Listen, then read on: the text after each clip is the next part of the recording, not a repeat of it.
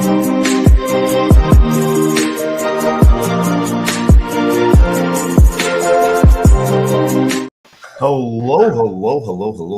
and welcome to another episode of TacoBytes, your daily bite of Degen, episode number 970, coming to you live from somewhere, nowhere, Dallas, Texas today.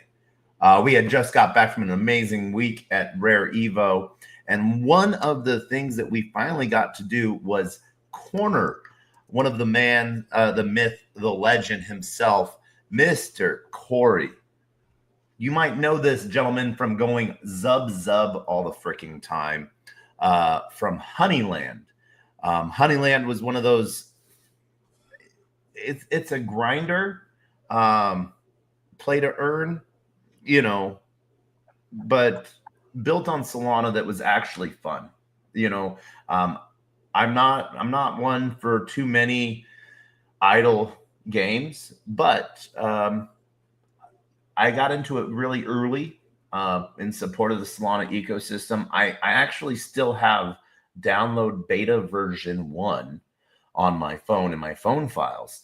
And I'm still one of those old school people where I like APKs of games, and you can't get me to go download the real version of the game because I got to have my master file that I can read through and make sure it does the right things if it comes to Solana. But Corey's actually done some different things these days. Now it's started to move and we're going to dive into the huge shift of Hive Games and Honeyland shifting hands to Bravo Ready and sort of what they're doing now. So everyone give fingers, whatever, the finger to Filbersteiner, a.k.a. Corey. How are you doing today, man?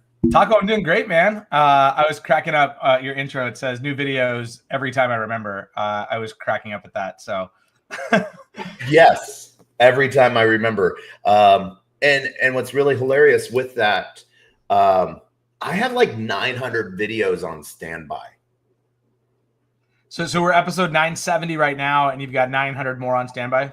No, we are on episode 970 live episodes. But like the videos that I remember to upload, I have like 900 of those left to upload. But half of them, by the time you're ready to upload them, they're going to be so outdated that they'll be obsolete. Essentially, basically how quick things move, I would imagine. They will be history, sir. History. There you go. There'll be archives. There'll be important archives. Was I right or was I wrong on something? And that's sort of the fun way to look at things.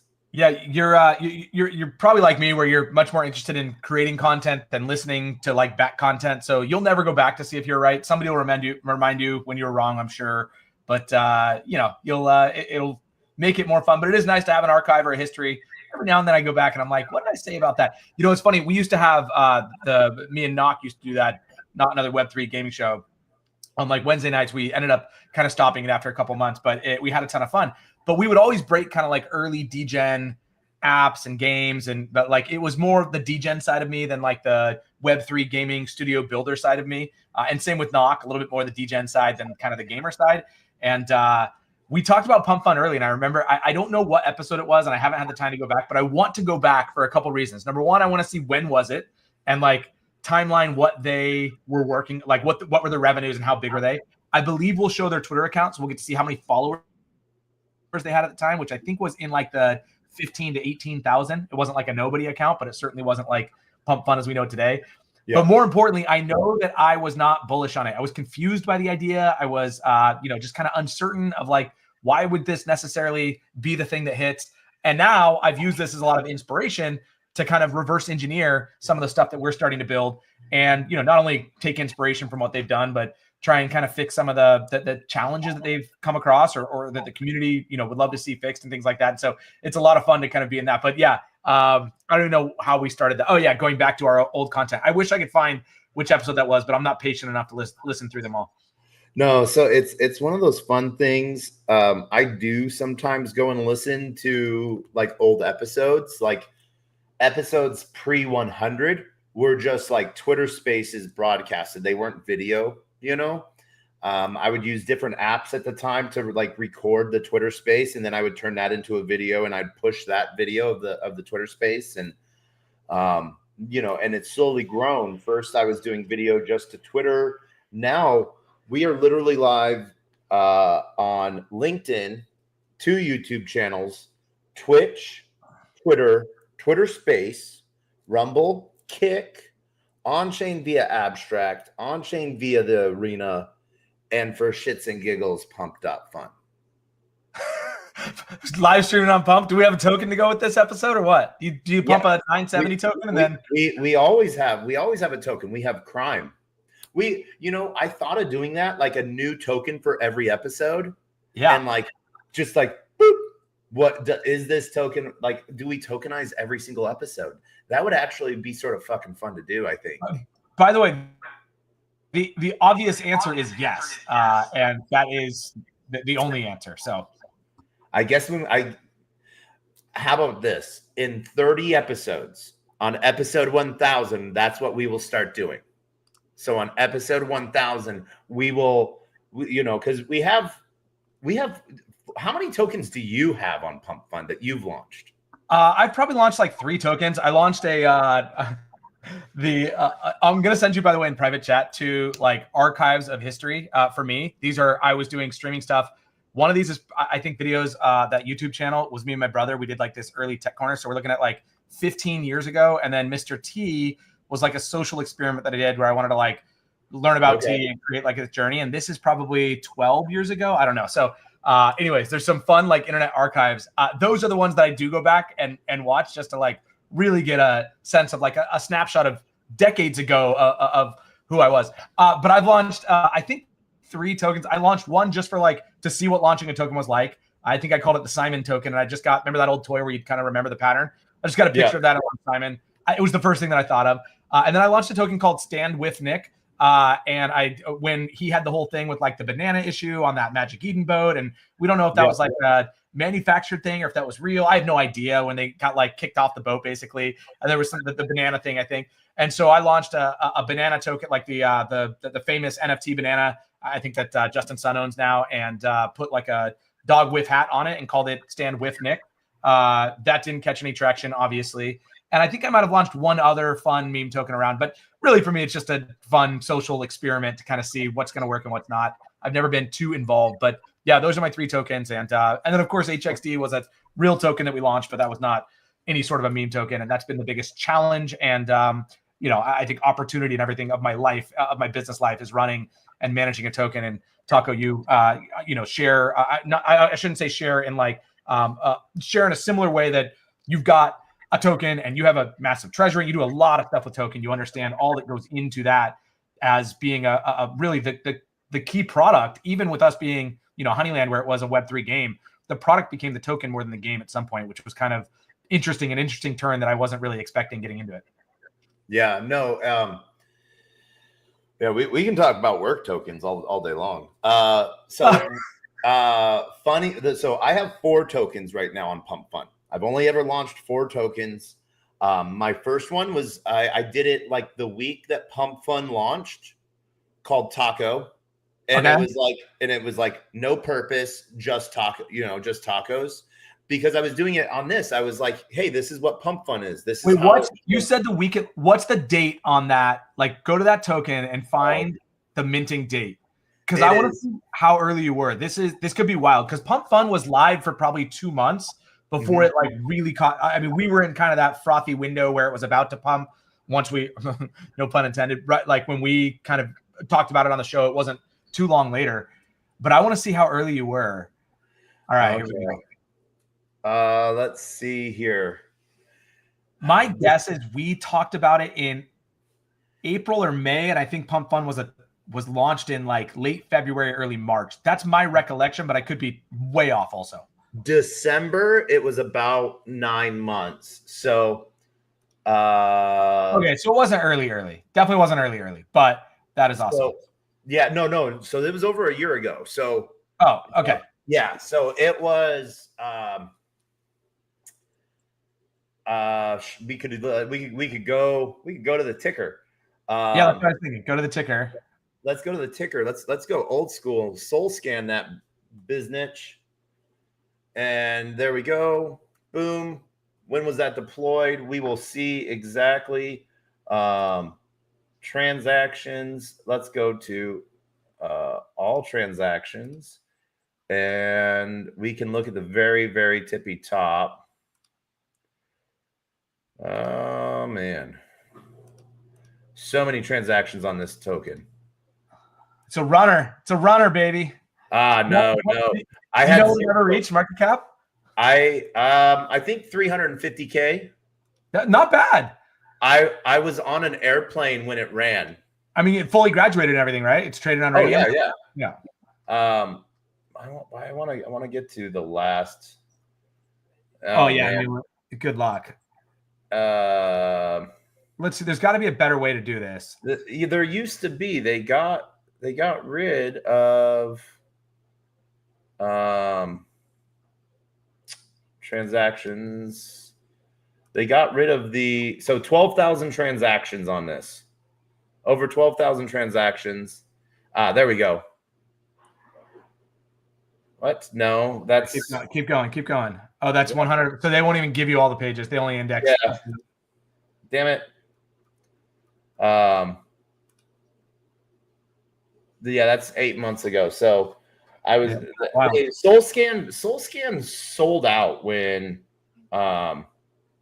it's to me just the prettiest interface. I get so lost with Solana FM, and Solana FM's got some cool stuff. The visual map that they put is pretty cool, but just from an ease of like what I usually need to do is track where did a wallet come from, or where did a transaction happen, so I can figure out forensically, when my finance is going, hey, what was this $72 USDC payment from 3 weeks ago? I'm like, no fucking clue. Like how? Yeah. Let's try and forensically track down. Can I find why, when, how? And then all of a sudden, who knows what it's even for? So and so no, all right. Just call it marketing. Lots of marketing. But no. So December. So what? December was a year ago. So it's going on 20 months. December's not a year ago. Oh, you're saying a year? Got it. Yeah, December. So about 20 months ago is when it launched. Because I was at like the 9 month. It was 9 months was December. So 18 that's early. That's March. That's early. Yeah. And so I made the token on a freaking video like this: how to use Pump Fund, how to launch a token, and it didn't do anything. And so what was really hilarious with it is I was literally on a plane flying to Puerto Rico, and it pumped. Some Chinese trading group got it and pumped it to their group, and it hit bond, and every one of my friends messaged me hey, congrats on your token hitting bond, and thought I just launched it, and I'm like, no, I don't know what I made. And so I bought 8 SOL worth once I landed and figured out what was going on. And then the next night, so I bought 8 SOL because I was like, I don't know what this group is doing. I don't want anyone to be messed up because of this. So I bought 8 SOL worth, and then I bonded it to 8 SOL on Meteora, and I burned the LP forever. Oh, wow. That's cool. And so now it actually has liquidity, and it will have liquidity forever. It has a floor on Pump Fund. It's, so I basically tried to buy out all the scammers in a way. Right. And because I didn't know what the heck was going on. I had zero plan with this. I have zero plans with half my tokens. The only one I have a plan with is Crime. So, but okay. So,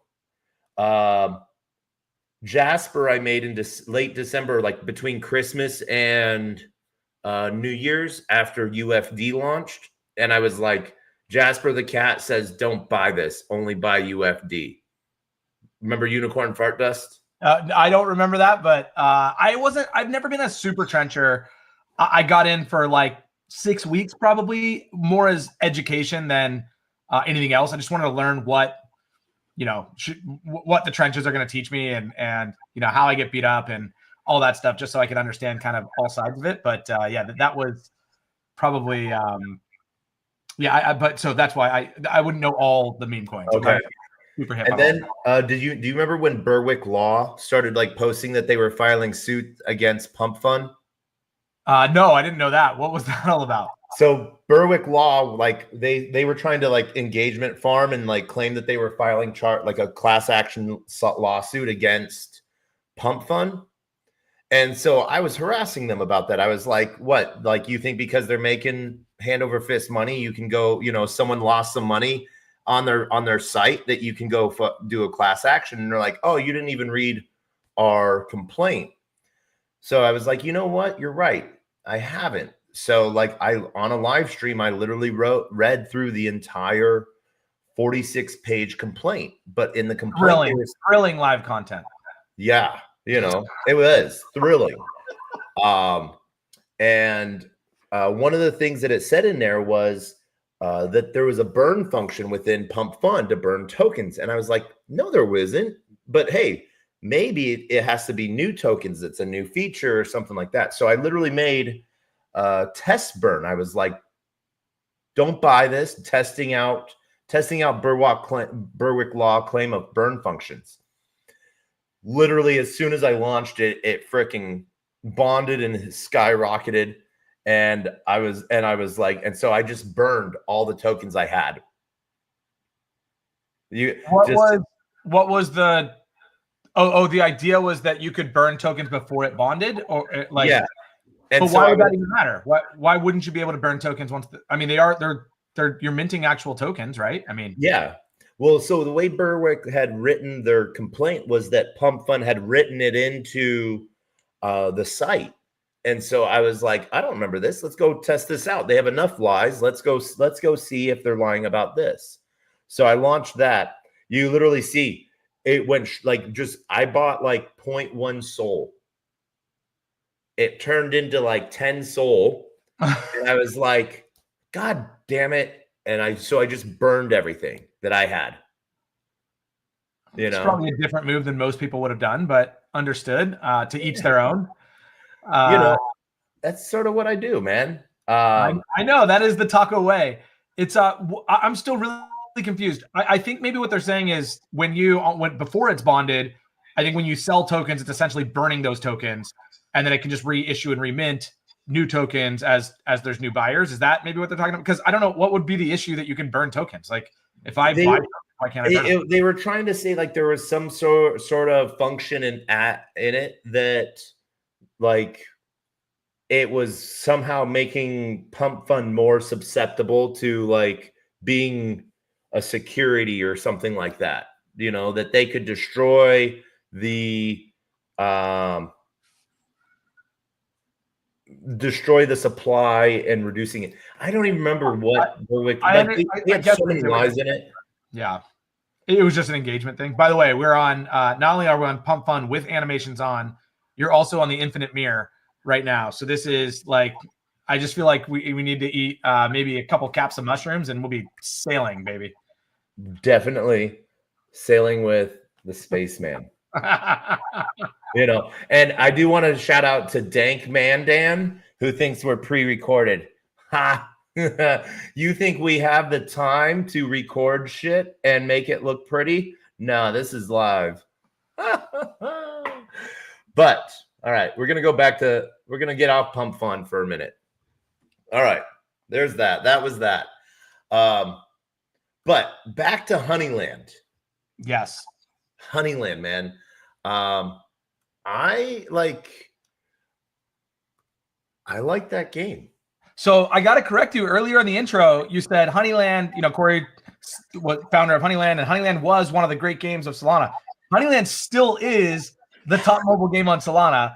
We have just, we went through Honeyland went through an acquisition where we as a studio wanted to kind of pursue a slightly different avenue of gaming, where we really wanted to do more about kind of gamified viral applications as opposed to building pure Web3 games. And so we wanted to take a little bit of that shift. And it's funny, if you've listened to me on any streams or when we had like the show where we were talking about pump fund and poly markets before it was like used to determine the winners of the elections, like we were talking about all this stuff. And I was talking about how I really believe that's the future of kind of Web3 gaming, is more degeneracy than like what feels like a Web2 game with a token. And that was kind of what I had been seeing, in a realization that I had. I am so incredibly proud of everything we built with Honeyland. I really think that, I was talking to somebody about this today, I think when you look back at Web3 gaming 2 or 3 years from now, there's going to be a lot of things that Honeyland did early on to really lead kind of the future of Web3 gaming. I think there's a number of things that we've done just early on, from like the player onboarding experience, what we've done with how we've really controlled and protected the emissions within an economy, what we've done to actually resolve player identity and protect bots and multi-accounts, but still have a rewarded gameplay ecosystem, the fully integrated marketplace, and just the player experience to be a fully Web2 experience to do everything that you'd want to do in game. You've been able to buy HXD as an in-app purchase for over 2 years with Google Pay and Apple Pay directly in our game. There's like most games can't figure it out today. We've had it live for over 2 years, known by the Apple Store and the Google Play Store. I think there's a lot of things that we did, and I'm so proud of Honeyland. And today it continues to thrive. And it's just, the Bravo Ready team was really looking to build the biggest Web3 gaming studio on Solana. And for us, it was a really cool opportunity to say, let's put the biggest mobile title on Solana with the studio that has visions of being one of the biggest studio in Solana. They already have BR1 Infinite, they have Bonk Arena, Mini Arena, and they're looking to build out a stacked portfolio of games. They've got an incredibly talented team. And so we started, as we kind of had a new direction that we wanted to take.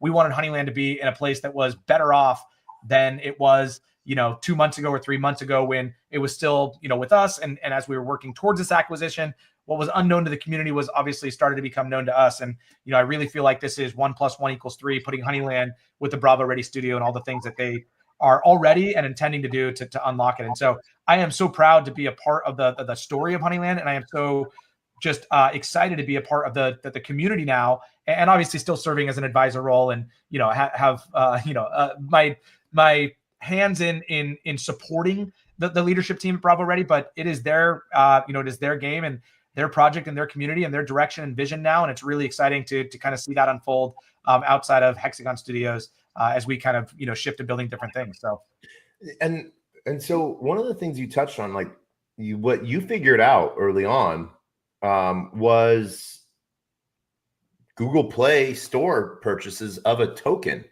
and NFTs, when like everyone else was having a hard way. Did you do that in game without really like making it official, and just like tried to slip that one past Google? No, so everything was known ahead of time with both Google and Apple. I didn't want to get to a position where we launched a game with some hidden features, or tried to get it past them, and then all of a sudden 6 months later we've got significant growth and traction and live assets, and all of a sudden we get the rug pulled from under us. So I wanted to make sure that we went into this full knowing. And it was funny, I was on the Paul Barron show about probably 14 or 15 months ago, and he was talking to me, and then the next week they had Alex on from who's the COO of Sky Mavis, one of the founders of Axie, who actually I'm quite close with at this point. And, we've talked a lot and share a decent amount of conversations and ideas back and forth. He's a great guy. But Paul Barron asked him, he said, Honeyland has figured out this Web3 thing where they have full, you can mint NFTs and trade NFTs. You can buy their crypto all as in-app purchases. How do you kind of see that? And he goes, well, they're just too small. Once Google finds out about them and Apple finds out about them, then they're in for a rude awakening, which hasn't been the case, obviously. I thought it was a funny answer, but I think it was a defensive answer to the idea that like, how'd this small indie studio unlock all of these things that every large Web3 gaming studio is trying to do? I will tell you, Taco, it was an accident how we unlocked it, but it was on purpose why we unlocked it. And I'll kind of explain what I mean. We were obsessed over building a Web2 player experience. And so for us, that meant there was 5 areas. You needed to be able to on-ramp create an account, discover was the first one. You needed to be discoverable wherever Web2 games were discoverable. That meant every major app store. The second thing is when players discovered you, they needed to be able to set up an account without needing a crypto wallet or any knowledge or experience with Web3. So basically creating the account. The third one was you needed to be able to on-ramp in your game. You need to be able to buy crypto with an in-app purchase or a credit card, not needing to have a crypto wallet. The fourth one was you needed to be able to fully transact with the entire Web3 ecosystem without ever needing to sign anything. That meant staking, unstaking, minting new NFTs, trading NFTs, participating in a marketplace, and you needed to be able to off-ramp. That was our obsession from the very beginning of how we really felt we could lead Web3 gaming. And so in doing so, we had to create an architecture of this on-chain, off-chain relationship where everything is taking place in a live state that is being logged in a more of a traditional Web2 environment, with all of the on-chain settlements taking place, but doing it more in like a layer 2 environment to where we're actually rolling up a lot of the transactions in the background. And so we could we built in all partial signatures and deep links, and there was gasless transactions, everything that we had to do to basically say, if we needed to hit the layer of those 5 boxes, what are the things that we need to do? And so we essentially run custody for a lot of the assets. You stake your NFTs when you want to use them in the game. You deposit HXD, which basically sends it to our wallet, or you buy it. And we don't move it on chain into your wallet. We move it into a wallet that we custody that holds all the player balances that you can withdraw at any time. And that's when we will then put a transaction together. But that's not an in-app purchase or anything like that. And so we were obsessed with this player experience. And what it did was it made it so that when Apple was saying like, well, what's happening when somebody's buying cryptocurrency? And we're saying, well, what's happening is they're just buying in-game credits, which are HXD. That's an off-chain currency. It's represented by a one-to-one currency on chain, but the player's not actually moving that around. When they're buying it, they're just buying credits in their account. Now we do go buy those and then we move them into the player account, our custody wallet, but there was no on-chain movement where they actually bought anything other than just credits inside of a game. And so that architecture that we basically created. And again, this is one of the things, Taco, that when we look back at the legacy, you're going to see games doing this in the future. It's why we were able to unlock fully Web3 games in the App Store for over 2 years now as an indie studio, and many games still have not been able to crack it. They will eventually figure out what we figured out and what we've been doing. And by the way, not hiding, I've been very public about how we did it, what we did it. I've told anybody who's a game designer or developer, come talk to me. I'll show you everything that we've done and how we've done it and how it's App Store compliant. And it creates some technical challenges on the background, but we've solved all those. And again, it's one of the reasons I just am so proud of what we've done with Honeyland. A lot of that is sort of actual news to me, and I knew some of the things you guys were doing behind the scenes on that, because I could infer, I was seeing what was going on with my HXD when I would send it to you guys, when I would send it to my account, or when I would stake my NFTs and stuff like that. I could sort of see them just sitting and everything. And so what I'm hearing is, and I'm going to use a rough terminology here, but you're almost doing like paper trading, like a centralized exchange in a way.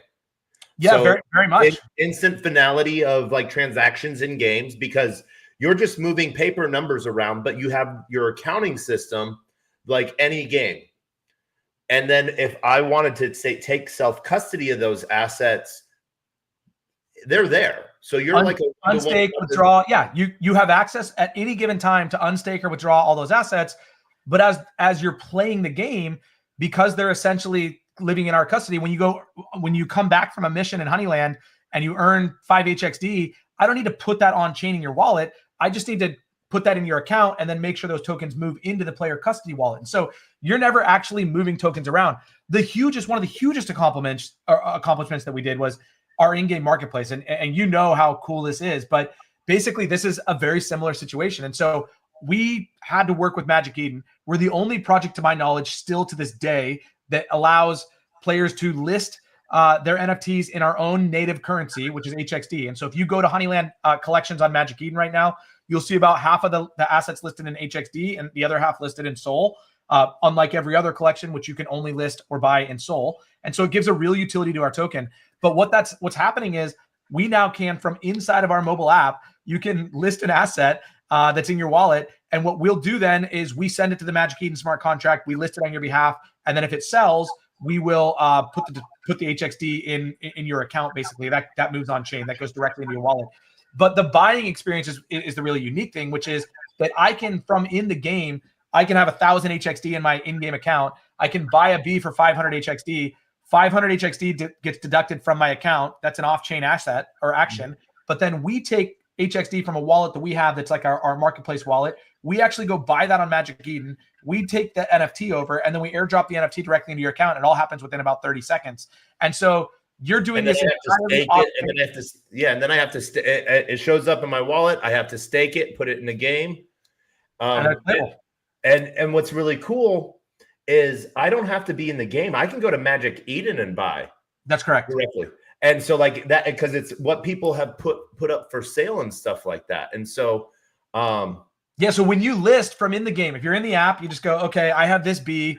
It's in my wallet unstaked, because if it's staked in the game, you can use it in the game, but you can't sell it because it could be on a mission. And so you can unstake your B, and as soon as it's unstaked, you can then list it on the marketplace directly from Honeyland, the app, and then you'll set the price. And then I forget what I was going to say, but it's all done in there. You don't even need to sign anything. Like, we automatically go list it, and that's what I'm going to say. Within seconds, it's on Magic Eden. Like, and then you're like, wait, what the fuck just happened? I'm in Honeyland, and all of a sudden, it's on the largest Solana marketplace in the world. Like, this is crazy how this is happening. And to think that we are still this little indie studio, Hexagon Studios, now Bravo Ready Studios with Honeyland, these two indie studios have unlocked and cracked all these things that literally the biggest games in the world, the biggest studios in the world, are still trying to unlock. It's pretty wild, you know?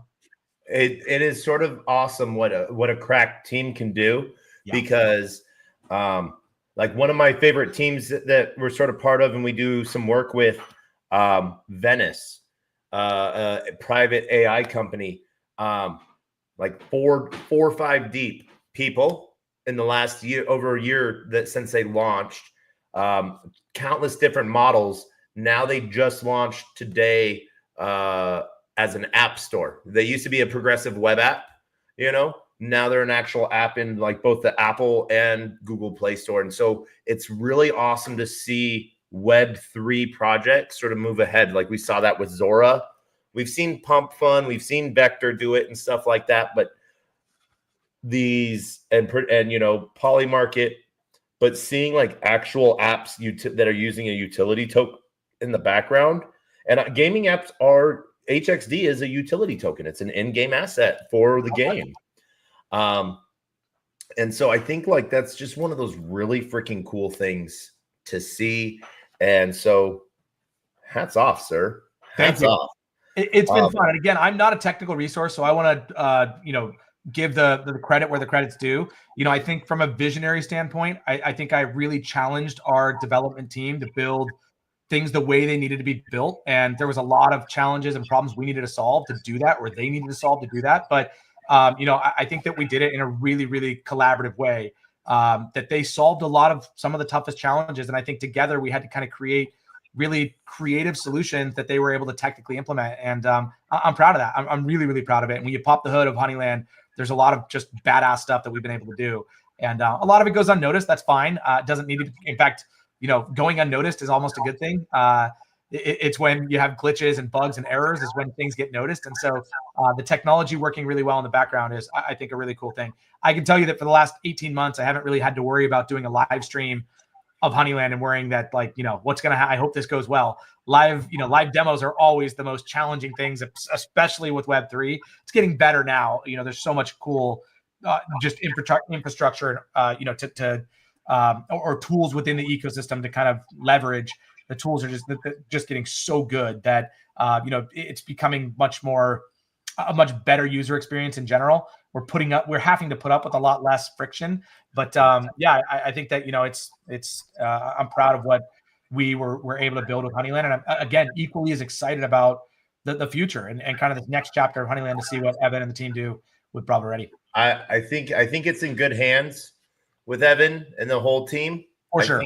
I think what's hilarious is I think I had heard about Honeyland prior to meeting Evan. But I really I dived into both of you guys, both into Bravo Ready and Honeyland around the same time at it was like Solana Hacker House, New York, like 2022. It feels like that was good. That was fun in Brooklyn. Yeah. No, in New York. Yeah, New York. Oh, Brooklyn's in New York. Well, Manhattan. They did a hacker house in Manhattan. Mm-hmm. Really? Then they must have. Maybe I'm thinking 2023. They ran one back. They did one in Brooklyn. That was just outside of Manhattan, obviously. But man, they do such a good job with all the hacker houses. They're fantastic. They do. A lot of people the best events of any Web 2 or Web 3 brand or company I've ever been a part of. Like, it's just not even close. They do such a great job of putting on events. It's one of the things I absolutely love about Solana ecosystem. The hacker houses, the Breakpoint, now Accelerate. There's going to be an event. I don't know if I'm allowed to say this, but there's going to be like a because I know some alpha. I think it's public. I don't think I'm not allowed to say it, but I think there's going to be a Solana event in LA coming up in like a month from now or something, which should be pretty cool. Like an IRL art type of focused event, which should be pretty cool. So, heck yeah. And I do want to correct you. There was one other project that had NFTs with an alternate currency, and that was Liberty Square with Filth token. Okay, so Liberty Square, you could list your NFTs in their token.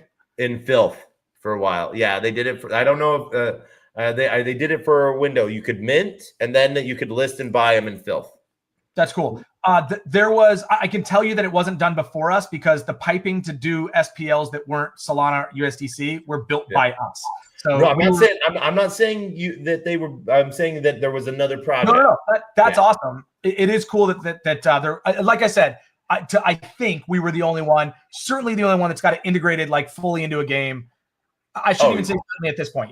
It's we've had it live for December of 2022. 2023 is when we went live. So it's been live for about 18 months. The marketplace with Magic Eden, which has been just which has been awesome. So. Yeah, no, you guys have straight up been knocking it out of the park. But things have changed. You got popular. You have 5,000 active daily users. Do you know how many of them are like Web 2 people? Like for Honeyland? Yeah. So this is where I think we swung and missed. And this is just kind of taking back like the whole like Honeyland, the things that I got right and the things that we got wrong. What our thesis was coming into this is that if we could build a Web3 game that every Web2 player could play, and that's why we were obsessed with those 5 kind of things: the discovery and onboarding and on-ramping and Web3 elements and then off-ramping. If we could unlock that we knew how to do Web2 marketing as well as anybody, and we could launch a Web2 playbook to Google and Apple and all of just the performance marketing channels, because that's where, not myself specifically, I ran e-commerce and SaaS and some other like digital marketing adjacent things, but Justin and Apoorv, 2 of my other co-founders, had like deep like decades of experience in like affiliate marketing and like much more of like the multi-channel performance marketing. And so we're like, if we could launch those playbooks for a Web3 game, given the popularity of crypto and all that, I think that we can hit the something that's every bit as big as Axie. Here's where we swung and missed. Is that, or I shouldn't say swung and missed, where we misprojected. The difference between a Web 2 game and a Web 3 game is your expectation of what you're spending into the game. And so to do anything in a Web 3 game, you kind of have to spend generally hundreds, sometimes thousands of dollars. However, you're not spending it, you're investing it, right? When we're dealing with a Web 2 game, you're generally spending money. And so we start to think of things like $5 or $20 or $50 at a time as kind of the max of what you would do. And those amounts don't really translate to much in Web 3. And so I think there's a miseducation that like people are thinking that when they're coming from Web 2 games into Web 3, that when they need to buy a character, an NFT for $500, or they need to buy a whole bunch of the token, that like that is some money that they're spending. Whereas in Web 3, I think if you're more of a Web 3 native, you understand that that's something that you're investing in, you have custody of, and can transfer that at any time to somebody else via a marketplace or an exchange or whatever you wanted to do. And so I think that's where the misalignment was. There's an education gap of like what the player expects. Yeah, and one of the big things that we all those rad tools that we Web 3. No, and I think one of the things that like in Web 2 gaming, they're not necessarily going and buying that special player or like, that NFT or anything like that. Usually in Web 2 gaming, like especially mobile, when you're spending money, you're actually just trying to buy time. You're trying to advance yourself in the game by so much. And so, or extend your game play time. Like you could only play the game 3 lives per 24 hours, and then you have to spend 99 cents to get 3 more lives if you get sucked in or something like that. Well, it's funny. It's like it's fun gating, right? And so it's like you just allow them to have a certain amount of fun, and then you put a gate up. And if they want to continue to have more fun, they have to pay to unlock that gate or come back tomorrow. And it's brilliant. I think Web3, the players who are playing Web3 are not trying to play for fun. How they're deriving fun in general is profits. And I think that's, listen, I've taken endless polls. And, in the same way that in 2021, people would tell me how much they loved the art and that's why they were buying the NFTs, and I called bullshit. And I was right. The same fucking thing with games. Everybody says that they want fun games in Web3. They want games to be fun, but they care far more about making money than they do about having fun in the game. Because if you just wanted to have fun, there are hundreds of thousands of Web2 games that hit this out of the park without all the friction and the risk and the toxicity, all the things that we put up with in Web3.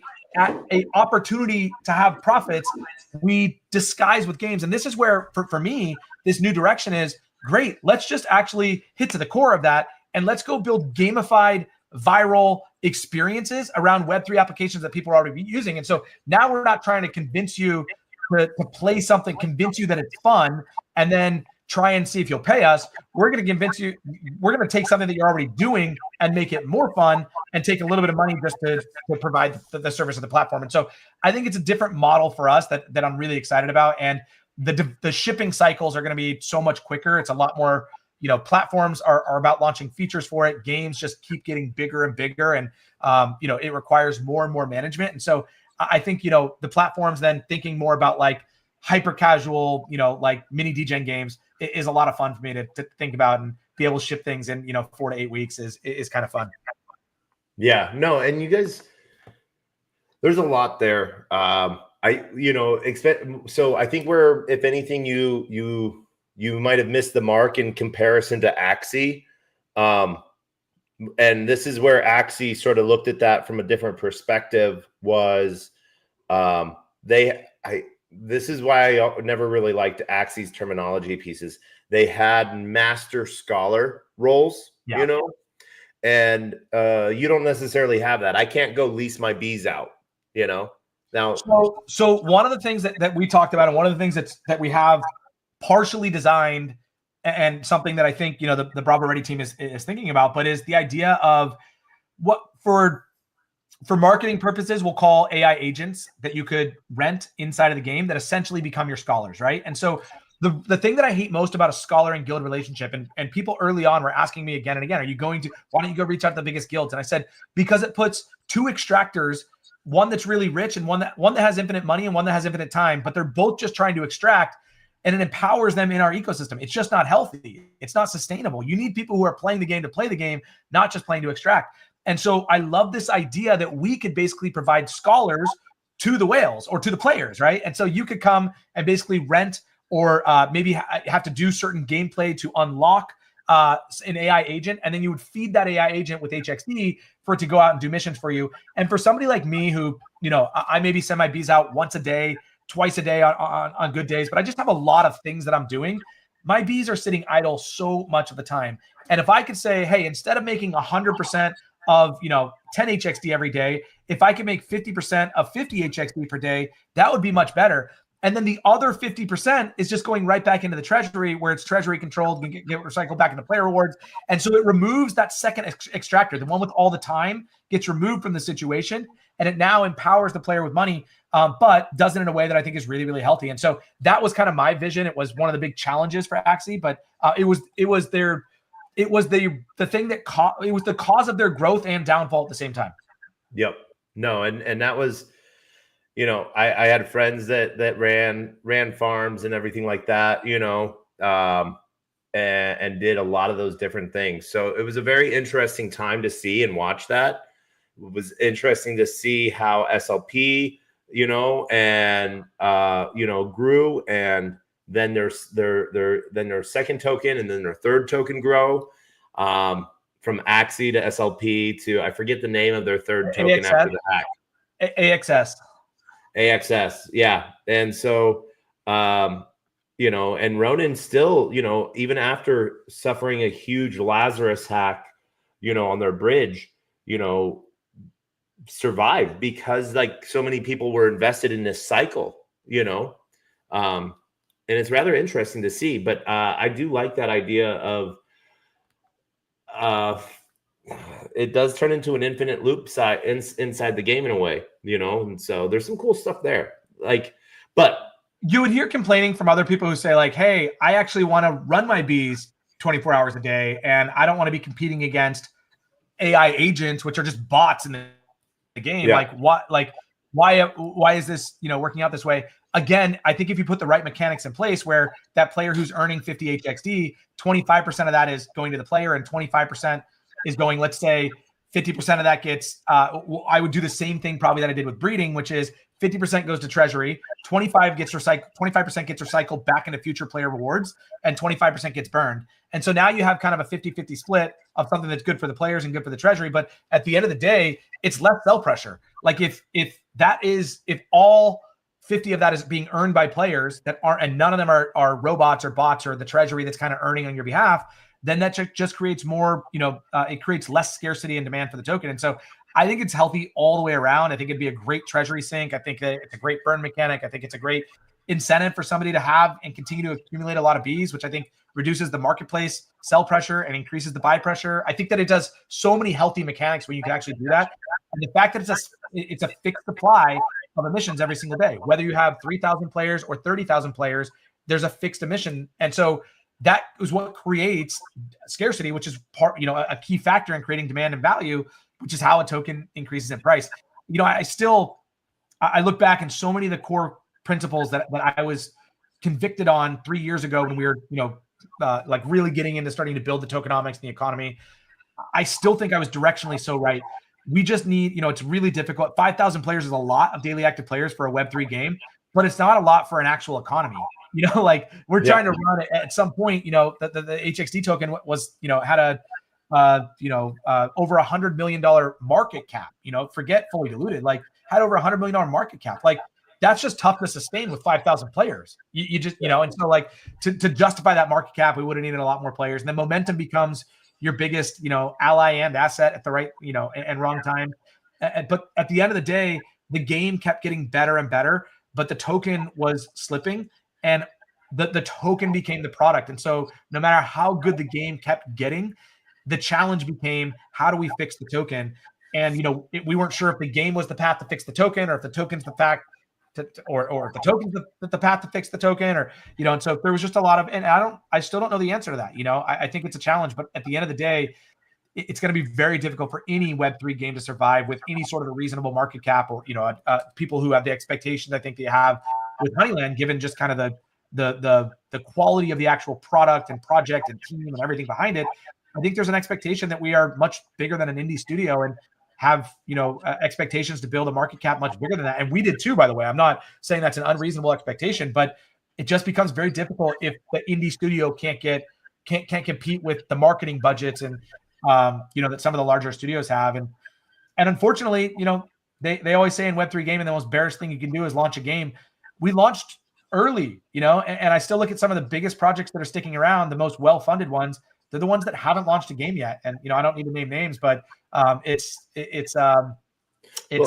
look at how long Star Atlas minted out stories. I minted every single season of season one and thought, and they're like, this is it. This is the final one. And then, 4 months later, they're like, season 2 story 1. I'm like, I'm done. I'm out. Peace. Like, where's this game? And yeah. And so now Star Atlas has turned a notch on the gaming side, and now they seem to pretty rocket. Have you heard of Phoenix DAO? Not possibly. I don't know. Star Phoenix DAO, they spent $5.1 million on a starship, super starship in Star Atlas, and then they tokenized it. Got it. Yeah. They did that, I think, like a year ago, right? Yep. Yeah, I remember seeing that. I got to meet the man behind the idea. I got to meet him at Solana Crossroads in Istanbul. Oh, cool. And I was like, that's a very interesting. It was a bold move. But what it did is it set the tone, and other people followed suit. Yeah, they've had, I think, at least 2, maybe 3 7-figure sales. That obviously being the very first or the biggest, but I believe that they've had 2 other 7-figure sales as well, which is that's wild.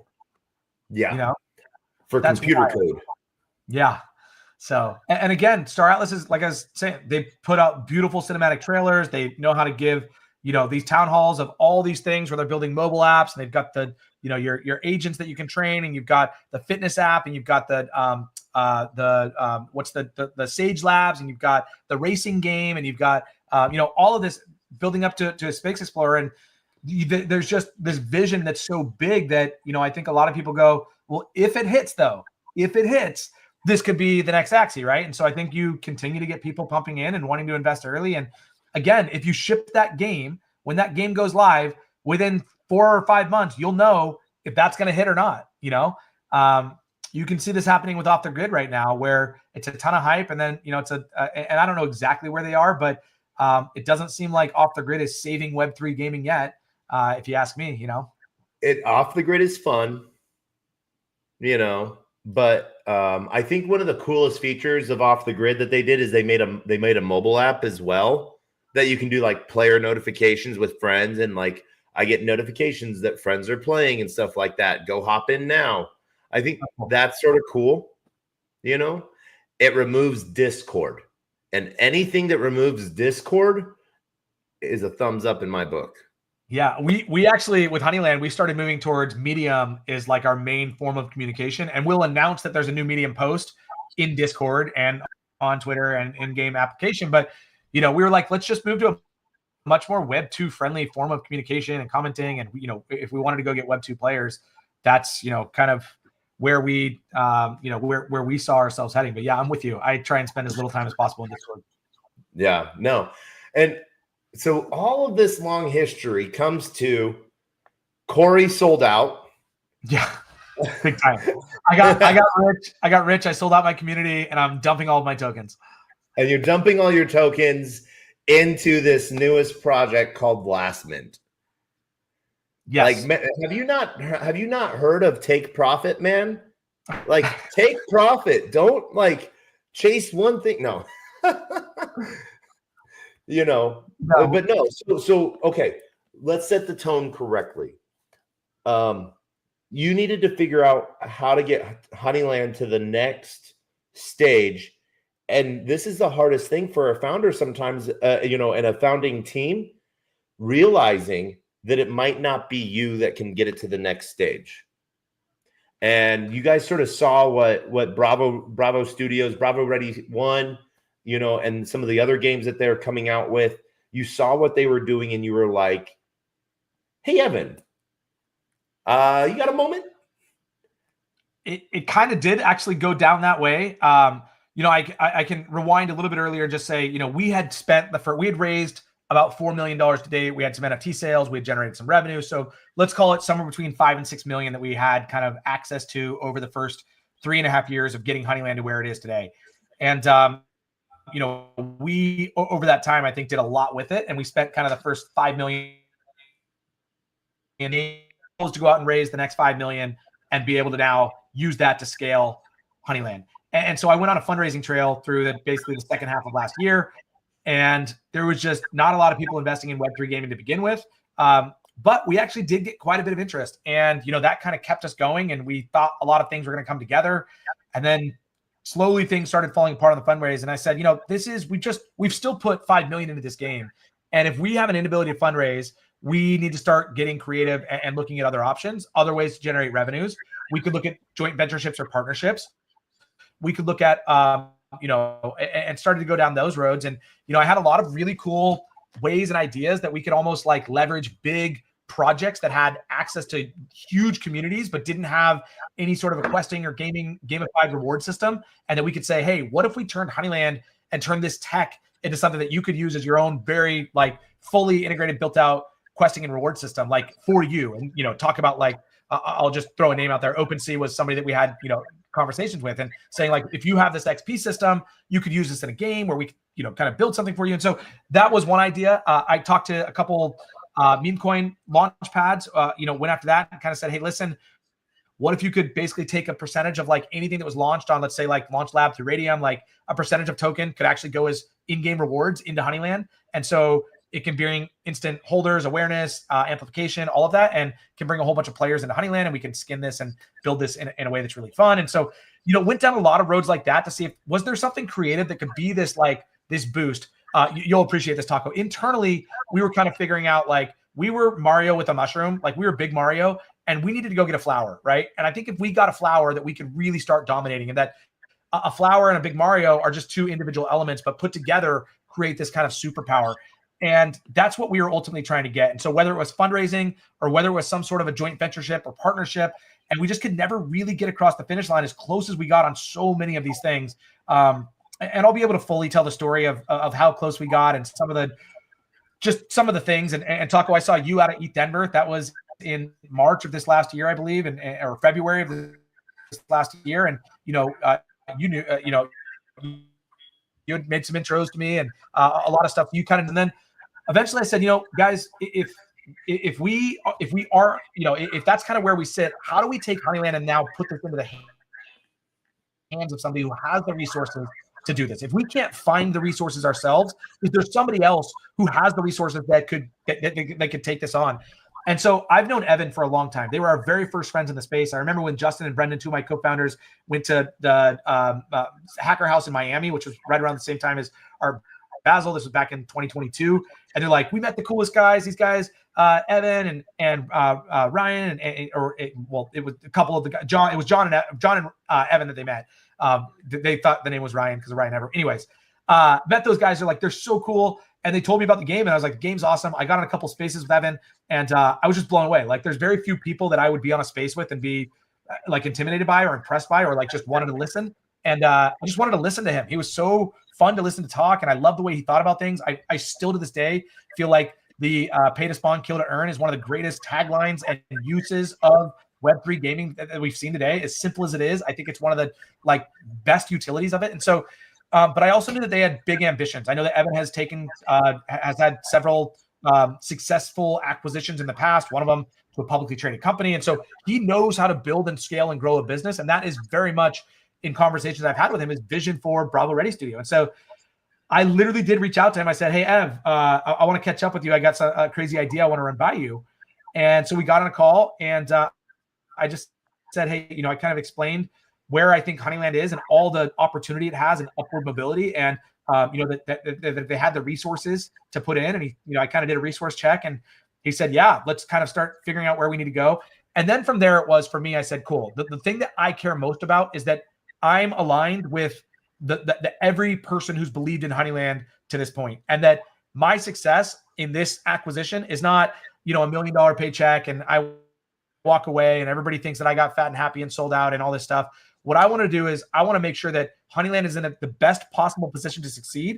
And I want to make sure that you guys are committed to realizing that vision. And if I can understand all those two things, and I can put it in a position to succeed, and you guys are committed to taking it to that, to realize that vision, then I think we can put something together. And so that's what we were able to do. We made the announcement a little over a month ago. It's been, you know, probably the last 6 weeks starting to work towards that transition, and has been a ton of fun. And so it's also, you know, freed me up to kind of focus on where I think my next impact is going to be, or excitement or fun, or wins and losses in kind of Web3, which is going to be this more gamified, viral web applications as opposed to like pure Web3 games. And so LastMint is something that is has kind of been the thing that we've been working on as we started to kind of wind down Honeyland and build this back up.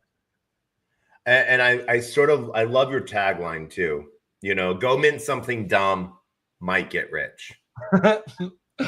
I think ChatGPT spit that out to me one time. You know, I was trying to get some marketing copy for something, and that was a part of it. And I loved it. I was like, all right, tag that, put it up there, mint something dumb, might get rich. Yeah, no, and it's sort of fun because you guys sort of went this whole route of, almost like NFT scratchers, and so that's sort of like the premise of everything. But you could also enjoy the art. It's exactly right. So you're logging in at a high level. I think the idea here is that this is not, it may look like kind of an NFT marketplace, but this is much more of an NFT casino that is using kind of beautiful scratchers. And so, if you get a losing scratcher, you have the ability to keep the art instead. And if you get a winning scratcher, you have the ability to basically turn in the art and get your portion of the prize pool. The cool thing though is when I talk about losers, there are no losers. And so you're doing a free mint right now, which is kind of cool. Just refresh your browser, Taco, and then everything will go perfectly smooth. Literally just just refresh the browser. No, not that. Refresh the browser. There you go. All right. For some reason, there's like a small caching issue. Now everything will be lightning quick when you're minting. But you're minting a free one, but we have a whole bunch of paid pools. Anybody can become a creator and can mint or can launch collections in like 60 seconds. But at the same time, when you're minting any of these collections, the cool thing is that it's not going to the creator and it's not going to the platform. It's going into a smart contract that's held on chain. And then at the end of the collection, once the collection ends, every single NFT that's been minted in that collection has a redemption value, an on-chain redemption value, basically a portion of that pool that they can go claim if they'd rather have their portion of the pool than their NFT. So there is no such thing as a loser. Every NFT, even if it's not rare, it's ugly, you're not lucky, you don't get in a bonus position, any of that stuff that you can do through this kind of like minting casino, if you miss on all of that stuff, it still has the ability at the end of the collection, once the collection ends, that you can literally go, all right, get rid of the NFT and just give me my soul back. And you're going to get soul back. And you're going to lose more times than you win. But when you win, it's going to be significantly greater than when you lose. So if you've ever played like DraftKings, the top 5% of people in every contest win a whole bunch of money and the bottom 95 lose a little bit. This is kind of what you're going to see with LastMint, is that you're probably going to lose more than you win, but you're going to have a whole bunch of fun doing it. And you're never going to fully lose because you'll always have some redemption value. And, you're going to, when you do win, it can be a lot of fun and you can pay for your next, 10, 15, 20 losses as well. And it becomes a little bit kind of like a jackpot mentality. And so, So you're launching a collection while we're here. Yes. And this is, you can just put your art in. If you have multiple variants, you can start to, assign like a minting chance. So if you want some to be more rare than others, you can do that. If you only have one variant, doesn't matter what you select there. They're all going to be 100%. And then you can assign attributes if you wanted to have like metadata or things like that, tags or anything. But you certainly don't have to. We wanted to make this as simple as possible, but we also wanted to make this, as something that you could also have some custom options. And so you can just upload the art is what you did, click next. So what you'll have to do is name the collection. That's one of the required fields. The only other required field is you have to set the base minting price, which is just below the image. And that can be as little as, I believe, 0.01 Sol. And then you've got, in the middle, you've got the minting modes. So I think right now it's going to say chill for you or something. We are. All right. Let's see here. Oh, dang it. Let's see here. We are collection name. So let's see here. Yeah. You just took a screenshot. I did take a screenshot of us. I love it. This is Taco. This is the beauty of LastMint, right? I think what Pump Fund did is it turned everybody into a creator. You didn't have to think about like, is this worth launching a token and putting a whole marketing campaign and like, it's just like it's a meme coin, right? Put 1 million of them in the ether. And, for this, all we need to do is think of it like a meme NFT, And so you're launching it, and it is a token and it does have a value and it is liquid and it's locked in a pool. It's all those things. It's just, I think, a lot more fun and it's a lot more rug proof, bot proof. It's just a lot more fair system for everybody to be able to participate in. And so you've added a collection name and a description. You'll have to set a base price to the left there. You can start at 0.01 Sol, or you can go up from there. I'd say do, maybe a little bit more, 0.05 or something like that. Not 3 ones. You can do 1 0. Yeah. Okay. And then you've got, and then it says, minting. Yeah. So all those. So click that. So it go to the advanced settings. Okay. And so the other thing about LastMint is there's a couple key components. So number one is every mint has an escalating price. And so the amount, so whoever mints after you is guaranteed going to be paying more. But at the end of the collection, the distributions become equal. And so the earlier you're in, the better chance you have for a positive ROI. Now, the downside of that is if you get in and only 3 people mint behind you, the collection never went anywhere. It's kind of boring. You get most of your soul back, but it's still going to be a little bit of a loss, right? And so that's not fun.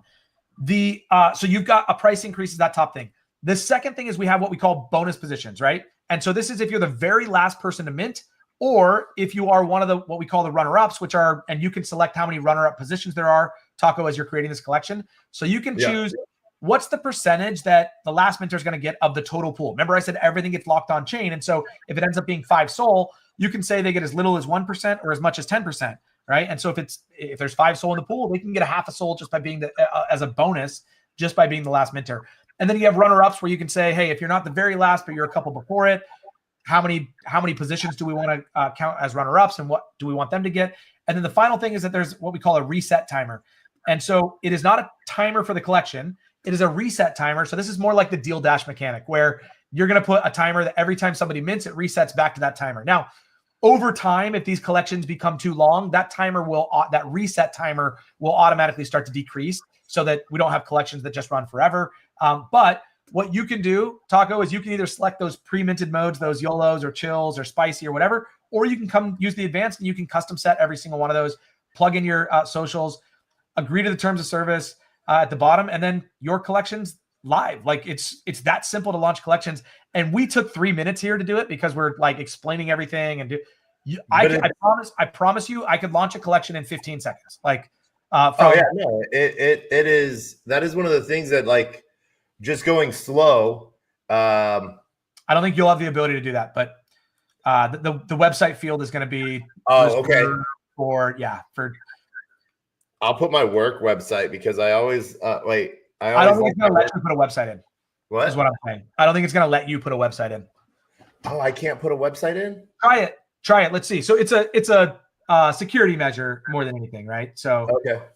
I don't know. We're not going to put this in the not safe for work collection. No, this one seems pretty safe for now. I mean, unless we want to put a different variant in. But yeah. All right. Let's see if you get it'll ask you to sign, and then let's see if you get the error or not. Let's see. So, and this is the reason we have that field is okay. It did let you put it in. Cool. So you're a verified creator, which is one of the protections that we have. By the way, if anybody, I want to say this on stream. I don't know how many people we have here, but we are verified creator is a really cool kind of like status within our platform. And what that means is that not only do you get a badge, you will get you'll get a custom referral code. So like Taco has Taco. You will get when you refer people, you will get 2% of anything they spend on the platform for life, forever. You'll get that 2% referral fee. Most people, if you're not a verified creator, get 0.5%. So you get 4 times the referral rewards. When Taco creates this collection, let's say there's 5 soul that goes into that mint pool at the very end of it. People will have the opportunity for 30 days after the collection ends to either redeem their NFT to claim their portion of the pool, or to forfeit that and just keep the NFT, right? And if you want to keep the NFT, that means that soul never came out of the pool. Taco is going to get everything that's left in the pool at the end of 30 days as a verified creator. And then the final thing is that we'll have additional like features that are unlocked, like the ability to add a website domain in a collection for verified creators. So the reason I'm saying that right now is it is, as of today, it costs 1 soul to become a verified creator. It is a lifetime tag that you're going to get. But if you are watching this stream and you're on it right now, go to our X account at LastMint. Can you open up a new tab really quick? Yeah, you got it? Oh, yeah, of course I can. I think it's that. Yeah. Hold on. Let's go to LastMint. Bingo. Okay, look at articles. Articles. And then we've got verified creator. Click that top one. Okay. So this will give you the information that you need, and there's a link that you can go apply. If you guys go do it within the next 12 hours, or I'll give them 24 because you may have people that are sleeping. So if you fill this out within the next 24 hours, there is a field that says, send us the transaction ID of you sending us the 1 soul. Just type in Taco in that line. And if you can type in Taco within the next 24 hours, you then just fill out the rest. We will get you verified creator status. It will not cost you the 1 soul. Okay, so that's kind of the benefit for being on this stream, for watching live and all that stuff. We want verified creators, but we also, at some point we want to make sure that we're not that this is something that has an exclusive status, and so we have moved to that direction. But we want to make sure that any of our taco listeners, anybody who's watching us today or in the next 24 hours, go here. If you fill out the form, it takes you 30 seconds. We'll get you verified creator status. It'll give you the 2% referral rewards. You'll get access to all the unclaimed mint funds, any collections that you launch, the verified creator badge, the customer referral code, all that stuff. And it'll be completely free for you if you get it done within the next 24 hours. Nice. Let's can we let's see here. All right, so I'm gonna go do something real quick. I'm gonna post this in this space so people can find it a lot easier. Sweet. That way, because that was unexpected. I was not expecting that. So thank you. Yeah, right in Taco during the next 24 hours. In the transaction. Actually, just say in the transaction field.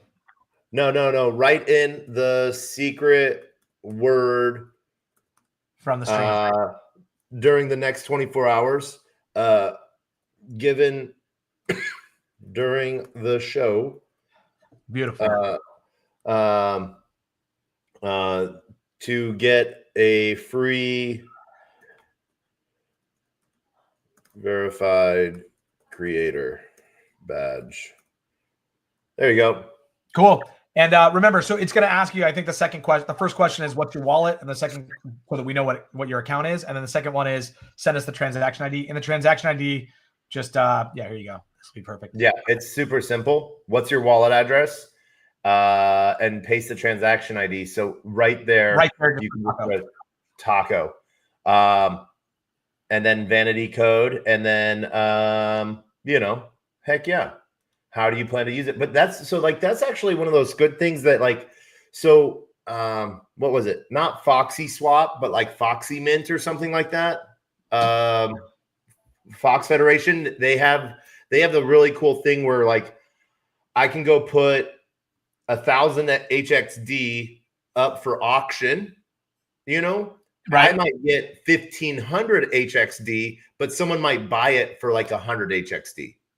Yeah, I love a lot of the things they've done. They had Foxy raffles and stuff. They've done that whole team. I haven't had any real connection with them in a long, long time. But we threw an event with them a couple years ago, back at 2022 NFT NYC, and so we did some fun stuff with them. And I love everything they built. Honestly, that's a little bit more the direction that we're going. We're just doing it in a much more gamified, casino-y way, but building tooling that you're already using. They have staking tools and burning tools and transfer tools and all these things that you just go use if you need kind of that infra or you're basically a consumer of Web3 and you don't know where to go for these things. They make it really, really easy. Airdrop tools and all this stuff, and we're just going to go gamify all that stuff a little bit more. And I think hopefully that becomes a catering more to degens than just utility. Yeah, I love what's going on up here, so we can sort of see what's going on. The newest, the ending soon. I almost want to go mint some stuff just for the heck of it because, we're seeing, Metaplex coming in on this with you. That's pretty big. Yeah. So right now we've got two. So Solana Foundation is coming in as a sponsor and marketing and all this stuff. We've got Metaplex, we've got Tensor, we've got Sharky, we've got SNS, I've got about 5 that I can't yet announce. One of them will be the biggest of any that I've bigger than Solana, to be honest. And so they're all coming in and they just want to support us. And so they're putting together free prize pools. So check this out. Every creator launched collection has a mint fee, but we have these where Metaplex has put up literally a $5,000 pool that you can go mint for free. And there's 2 ways that you can win. The first one is, and just click into that collection. So it's the top left on the, just below the banners. Yep. So 219 out of 300. So if you look just below the image, it shows just below the Metaplex image. There we go. Golden chance, 8% to get a golden ticket. Now, if you get a golden ticket, it's worth at least $10, but it could be worth up to, $30 depending on if all the golden tickets are handed out or not when this mint ends. This is a 1 hour reset timer. So if for some reason everybody goes to sleep tonight, this goes 1 hour and nobody mints, then there's only 81 of these 300 that were minted out. There's $3,000 that's going to be split between all the winners. And so if all 300 get handed out, they're $10 a piece. If 100 get handed out, they're all worth $30 a piece. And so just mint until you get your 2 gold tickets. So you can get 2 for every wallet, and then you can claim those and walk away. And then the second way to win is going to be that we have these prizes for being the last minter or the runner-up within this pool. And so I think the last minter is going to get $1,000 worth of their Metaplex token. And then we have 10 runner-ups that will each get $100 worth of their Metaplex token. Guys, this is a free mint. Like, it's there, you have to play the blockchain fees, which is, whatever it is, a couple dimes to kind of mint. It is point. So total 0.004. So that is 67 cents. There you go. Maybe actually it's 458. So that actually might be 69 cents right now. Ooh, all right. That's why we did it that way. No. So that's what we did. But you guys, afterwards, you can go burn the NFTs if they're losers, and you can claim back like 40 cents or something like that. So this can be way cheaper than even what you think. Solana has a free pool right now. It's a $1,000 pool. The challenge there is all the gold tickets have been minted out. But this is you can still fall in the last positions. Open that one up. So last minter is going to get 1.1 SOL. And then you've got, I think, 5 runner-ups that are all getting like basically 0.25 SOL or 0.274 SOL. And so you can go get in those spots. And what's that countdown timer? What's that reset timer at? 49 minutes. So 50 minutes. So this was 60 minutes a little bit ago. It's 50 minutes now. It's going to continue to get less and less. And so, just keep your eye on that collection if you want to be the last minter. And again, free to mint, you pay a little bit of, kind of the on-chain fees, but you just go burn those, go use Foxy tools or go use Soul Incinerator or whatever. Or I will tell you this, I'll break a whole bunch of alpha really quick. So these losing tickets will be redeemable on our platform in a very short amount of time for tickets. And these tickets will be basically your admission or your tokens to go play a whole bunch of basically casino arcade games that we're going to be building. And so we'll build a whole bunch of these games that tickets will be your entry to get in, and then real prizes, cash prizes, token prizes, NFT prizes. And so you can take these, if you've minted all these free mint NFTs, they're relatively worthless to you. They don't have a redemption value. You can turn them in for tickets and then turn those tickets into real life prizes. And so even now, if you're holding onto a bunch of tickets, you'll have a utility for those in the future as well. And we're going to make it so that it doesn't just have to be LastMint NFTs. You'll be able to basically take any of these worthless NFTs that you got airdropped over the last 10 years, bring them over to us. You can turn them into us, and we'll turn those into basically tickets that you can go play all these Degen games and go win real cash and prizes within it. And so doesn't cost you anything. A combination of like Radiance DAO and I saw one of my old NFTs as I was looking through NFTs, Ruggables, where you used to be able to burn rugged NFTs and like power up your game and then they rugged. It's right in line with the meta of Web3. So that's one thing. Okay, couple other things. And I haven't typed these things. I'll talk about them on stream because then it's very difficult for somebody to go back and even find out where I talked about it. But whole bunch of UI changes coming very soon. We're gonna have homepage leaderboards. We're gonna have activity feeds so like who's winning, what winning is, because a lot of people show up and you kind of have to explain the mechanics of like these prize positions, or every mint also has the opportunity to have like a lucky multiplier. And so with all these paid mints, anytime you can hit like a regular NFT or you reserve a portion of the pool to claim when the collection ends. And so, that'll be another thing. Live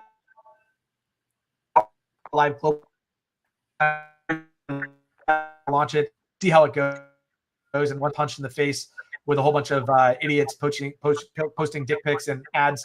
We'll probably have to figure something else out, but we'll figure that out. We'll have a global chat. We'll have comment section.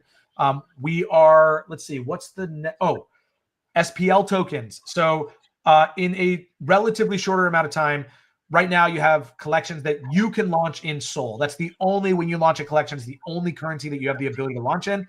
We'll be adding additional kind of pre-approved whitelist tokens Think some of the more fun, bigger ecosystem tokens that you may want to spend or launch collections in. We are working to have those basically native currencies of the platform as well. We will eventually be allowing basically any meme coin to also be a part of to be the minting currency of a collection. So Taco, let's think about this. Your 1000th episode. We go launch a token that's called Taco 1000. And then we launch a collection on LastMint that's called Taco 1000 NFT artwork collection. And it's minted in the Taco 1000 token. And so now you can launch the meme coin. You can bring traffic here to go mint the NFT. And then you can choose, Taco, to say, hey, if anybody mints that NFT and would rather hang on to it than redeem it in the pool, that maybe they can redeem it to you for, a chance at being a guest on one of your streams, or that it can, now you can start to say, cool, I'll assign utility to that NFT. And so now you've got the two biggest degenerate platforms on the planet, Pump Fun or Bonk Fun, and let's say you go launch your token on Bonk Fun and then you use that as the currency here. Now you've just done, you who doesn't, maybe is not you are a creator, I happen to know that, but anybody could do that, whether or not you are a creator, could go do this, right? Launch an NFT, launch a meme coin, make them work together, pump them together, have some fun. And there's a lot of cool things that we're doing. And so these are just some of the kind of future roadmap. And when I say future, we've got a pretty base team. We're working fast, and we hope to have most of these features out live in like a very, very short amount of time. My brain's already trying to go through like 10,000 different things, because it's like almost like we could do. Okay, so here's an ask then. So if you're saying I can spend a token to get an NFT eventually, right? Rather than just sold. Could we whitelist it to where it's like 3 different tokens, not Solana, but 3 different meme tokens? Because I was thinking, what if we just, for shits and giggles, we go launch Taco 1000 on Pump, on Bonk, and like Bags? I would do it differently. I would just launch 3 different NFTs, 3 different collections, and then let them bid against each other. You'll see on here, there's somebody launched Liverpool and Arsenal and Manchester, Man U. Like, they're basically creating an NFT war. That's the way that I would do it. And I'd say, hey, if you're a Bonk person, go mint my fucking Bonk NFTs. And if you're a Pump person, go mint my Pump NFTs. And then you can create a little bit of a frenzy. You can launch 2 tokens, 2 collections, or 3 tokens, 3 collections at the same time. And then we'll extend this, what we call gold mints right now, which is basically funded prize pools. But the mechanic of the gold mints is that you have basically non-valuable NFTs and then you have valuable NFTs, right? And so like, as opposed to the regular collections, every NFT has a value. You can just have like a baseline value or a higher value. This one is basically binary. It's a winner or a loser. It's a gold one or it's not. And so we're going to allow creators to launch gold collections as well. And so let's say, Taco, you wanted to say, I'm giving away one Saga Seeker device, right? And you go, so what you can do is you can go mint a collection, and it wouldn't work in this case, giving away one. That's kind of stupid, but let's just say we wanted to. And you could basically say, cool, it's $10 to mint one of these. And if you get the gold, only the gold token can be redeemed for either their portion of the prize pool or a secret device or something like that. And so you can start doing it to where you can control the supply, because with all the collections the way they're launched now, there is no control on the supply. As long as the people mint within the timer, it keeps going. And so it resets the timer. And so a collection, you can't say, if I only have 100 of these things to give out or 10 of these things to give out, you don't have the ability to do that. But like that Solana collection where we had 100 gold tickets, those got minted in the right amount of time. Now there's still people jockeying for last minter and runner-ups at this point, because there's still some prize pool for that, which is really cool. And so you'll see that mint continue to go. And then the final thing that we're going to be adding is what we call Joker collections. And so you'll have normal collections like you see now, the gold collections, which will have like a fixed supply of winning tickets, and everything else is kind of a losing ticket. And then Joker collections that once they hit a certain predetermined number of mints, a Joker becomes active, and every mint will have a 1% chance of drawing a Joker instead of the NFT. If you draw a Joker, it immediately ends the collection. You're the last minter. The runner-ups are settled. The pool locks and all the distributions now become claimable. And so it's a way that you can get much higher stakes pools, but also you can kind of know that as far as they can go, because at some point a Joker is going to become active. And after, an average of 100 mints later, a Joker is going to be drawn. If the clock hasn't ended sooner, and then that collection ends. And so it's a fun way to pool a lot of mints. Gets 100 mints taking place in the next, 5 minutes, and it becomes a little bit more of a frenzy, which can be pretty cool. Yeah. Now, so okay, the question is then, can you, with like the golden tickets, are they revealed afterwards, or are they revealed instantaneously? So click the Metaplex collection, go into it. Yeah. So if you scroll through that feed, if you scroll through the feed of minters, and then eventually you'll see, there hasn't been golds in a long, what in the hell? Oh, there's a gold. There's a gold. Yeah. All right. So they show up immediately. Where was the last gold? How many? So it should be an 8% chance. We've had it. So it was 980. So 46 NFTs. So what I'm hearing is technically I should be. I just want no. Oh, I thought I saw the gold and I was like, I just freaking won it. No. It'll pop up. You'll get a pop up as soon as you do it. That'll say you just minted gold. Just be clear, you don't have 2 golds already. Is that correct? No, because my first mint was number 1015. Cool. So, but if I'm supposed to, there's 219 of 300 remaining. Yeah, they're still in there. We're just you're just unlucky at the moment. But it's one of those things where it's sort of. And then you're gonna hit 2 in a row. There you go. I just hit a gold mint. All right, we got the gold, baby. Go for the gold. You know that you're gonna get 2 in a row now, too, right? Share and earn. Let's share and earn. All right. So this is one of the other things I talked about, like the referral. We really want to make this a viral thing, and it doesn't know how to react to a free mint with what you just got. So it gives you like insane. I think it's hilarious. So we didn't fix it. Why? Why fix it? It falls into degen mode pretty well. I agree. And so you're bold, man, doing all this screen sharing like directly. Oh, dude, I know how to. I've been doing. This is my 970th. Yeah. You know the folders that you can open and the ones that you can't. Mine's not even that. Like you're gonna find some weird thing that I'm like didn't want you to see. My thing is more about like alpha, where you're like you'll see a folder named Doodles on my desktop, and you're like, oh, are they doing a collaboration with Doodles? And you're like, maybe I was just doodling. I don't know. There you go. See, you knew that it was gonna happen. It's like the pendulum swings. So you got it. So now you can't get any more gold mint. So it really did go 2 in a row. That's hilarious. It did. You can't get any more gold mint, but you can still try and be, the as the mint continues to go on and on. Once you fall out of those runner-up positions, you can go back and re-inject yourself into the top of those. Into the top of those. Right there, you're already at the top. No need. And I wouldn't even do it because Big Daddy or Mr. Boss, like right now, they're kind of like happy. They're not the last minter anymore, but they still have a profit. But if you just go and mint all the 6 spots, then everybody's after you, right? They're all going to be like, all right, screw you. Yeah. And so I like to just like get that last spot and just kind of hang out there. But there's not going to be any. The gold mints got minted out a long time ago with Solana. Oh yeah, it looks like they got like in the first 1,000 or so. So that was it would have been 10% chance. Yeah. So 973. And there was a 10% chance with 100 available. So it should have been right around 1,000 was the expected. Yeah. So it looks like a big block. Yeah. So that's sort of interesting. But that's so will I be able, so I'll be able to make a prize pool too in one aspect and like allow people to like bid for that in a way?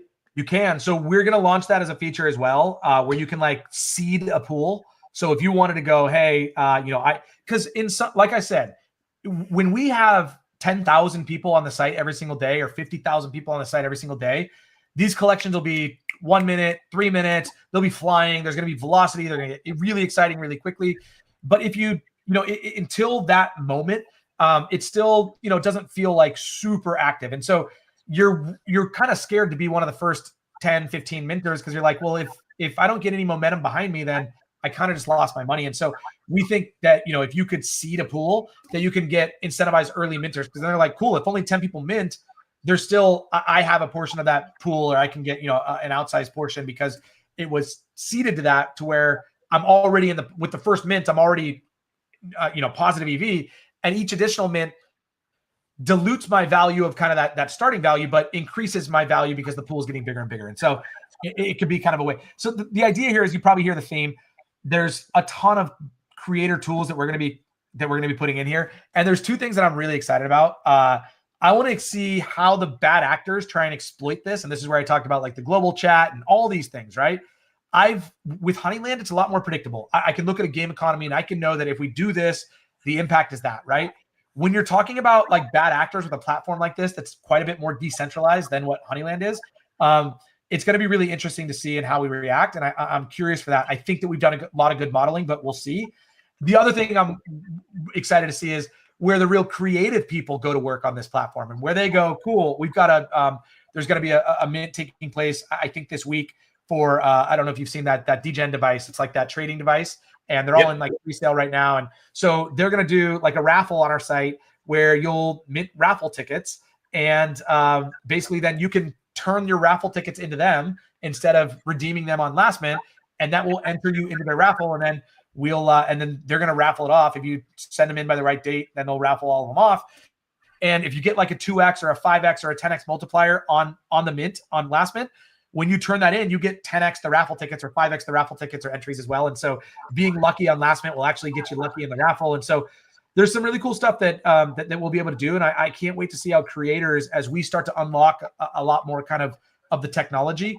But damn, the tech, in the same way that like I'm so impressed with how we had to innovate and really solve a lot of technical challenges with Honeyland, we're right back at it. Like, this is what we're great at. And we're really unlocking all this to make it so seamless for a creator to launch a collection, for a minter to come mint, the redemption, just kind of how all this stuff works.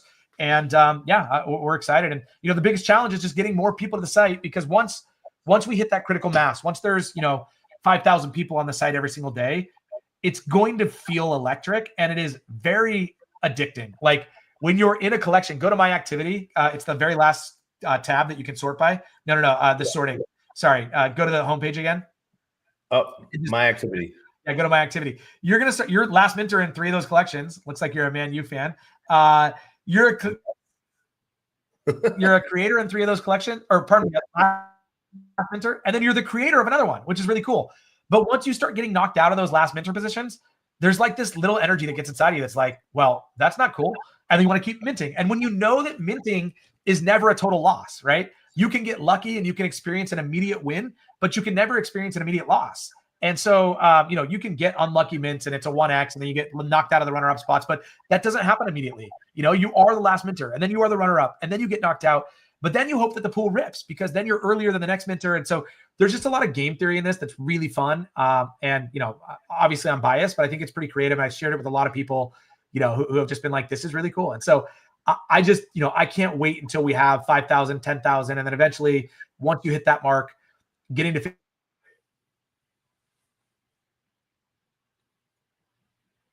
50,000 people every day doesn't seem that far-fetched, and becomes quite a bit of fun. All right, so here is $2 million ideas, and combined they equal $3 million idea. One, create a frame so that verified creators can launch a collection via Farcaster. Okay, we are talking about it with Blinks, but Farcaster would be another insane distribution channel that mint on LastMint and interface through something else. Love it. Because like you can do it via frame, and then it could be posted via, like, it could go through like Zora, and people could see it happening on chain via Zora. And then I could make a call and, maybe introduce you to someone, like, I don't know. There's this stupid thing right now called Base App. I don't know. It might be something, might be nothing. Probably nothing. Probably nothing. Yeah. Who's the team behind it? I don't know. They're like a blue square. Champions. I love blue. Yeah. But no, like there's different ways you could do that. Where so what's another $1 million idea? We had the Farcaster. Do it with via Farcaster, because then it's instantly viral. Viral within the like this is like Honeyland was made for Web 2, Web 3 bridging. This was made for Web 3, and you're not trying to sell it as like this is going to onboard the next billion people into crypto. This is for the people that are here to have some fun. Well, check this out. Bonk Fun. That is not a Bonk tool. They use the Radium Launch Labs system. It's just it's an interface is all it is. It's a distribution channel for Launch Labs, and Launch Labs is a huge winner in that. But now Launch Labs doesn't have to pull people in. People just go to Bonk Fun, and that's where the people are. They're using all that technology, and that's kind of what the Farcaster would do. Is it gives us entirely new distribution channels, so people don't have to come to us. They just go where they're already going.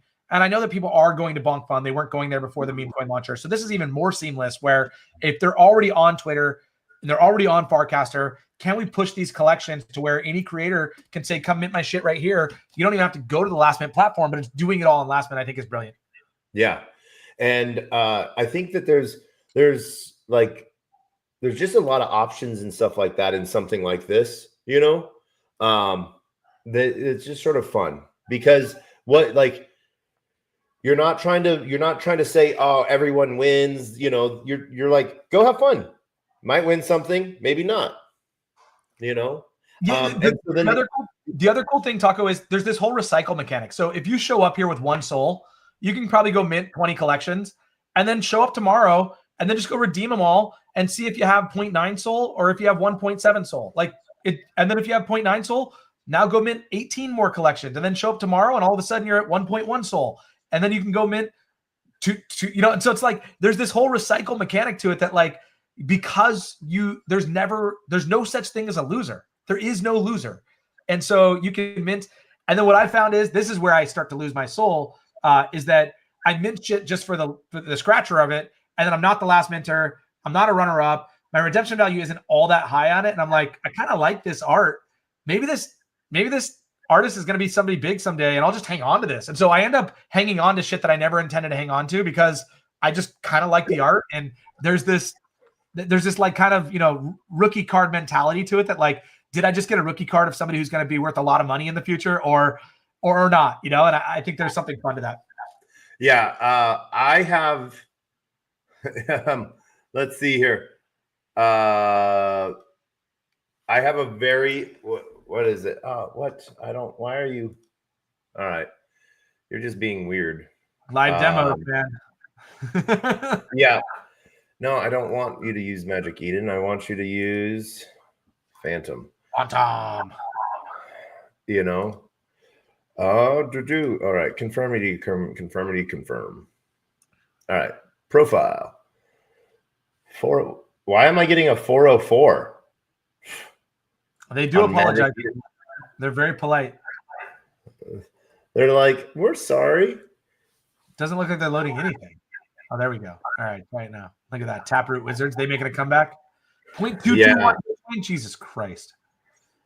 Yep. Nakamigos. You heard the Nakamigos thing, right? No. I have a few Nakamigo knockoffs, but no Nakamigos. But player 2 is up right now. Well, we need player 1. I heard that they didn't call it player 1 for a specific reason. They were afraid that you were going to sue them? They didn't want to be associated with me. No, they don't want to compete with you. Brand confusion. Yeah. You heard the whole Nakamigos thing, right? Did you hear that whole story? I assume. What? The Nakamigos thing that happened over the weekend? No, what happened? People said that Nakamigos were the original CryptoPunks, and it was obviously a big joke, but all of a sudden the Nakamigos 5x or 10x almost immediately because of that stupid tweet. And then he was like, guys, that was a joke, get the full story here at imafuckingidiot.com. And that domain had an apostrophe in it. Well, then the Spencer, I think it's Spencer, the new CEO of Moonbirds, went and bought the domain imafuckingidiot.com and then routed it to Moonbirds, and then Moonbirds pumped even more. Moonbirds had already pumped before that, but Moonbirds started to pump from that as well. And then Nakamigos kind of came back down to the full, to more of a normal range. And so anyways, just, it just goes unmissed in normal Web3 drama. I hope I got that story right. If somebody's listening and is like, Corey, you got this wrong. I may have got it somewhat wrong. I don't obsess over these stories, but that's what I can pull from that story. It's kind of fun. I don't know why the heck is going on. You got to try and show me. You have too many NFTs. That's why. I do. That's what I was trying to showcase. What site can I go to? I can go to Slime. There we go. Soul Incinerator. I love them. Yeah, NFTs.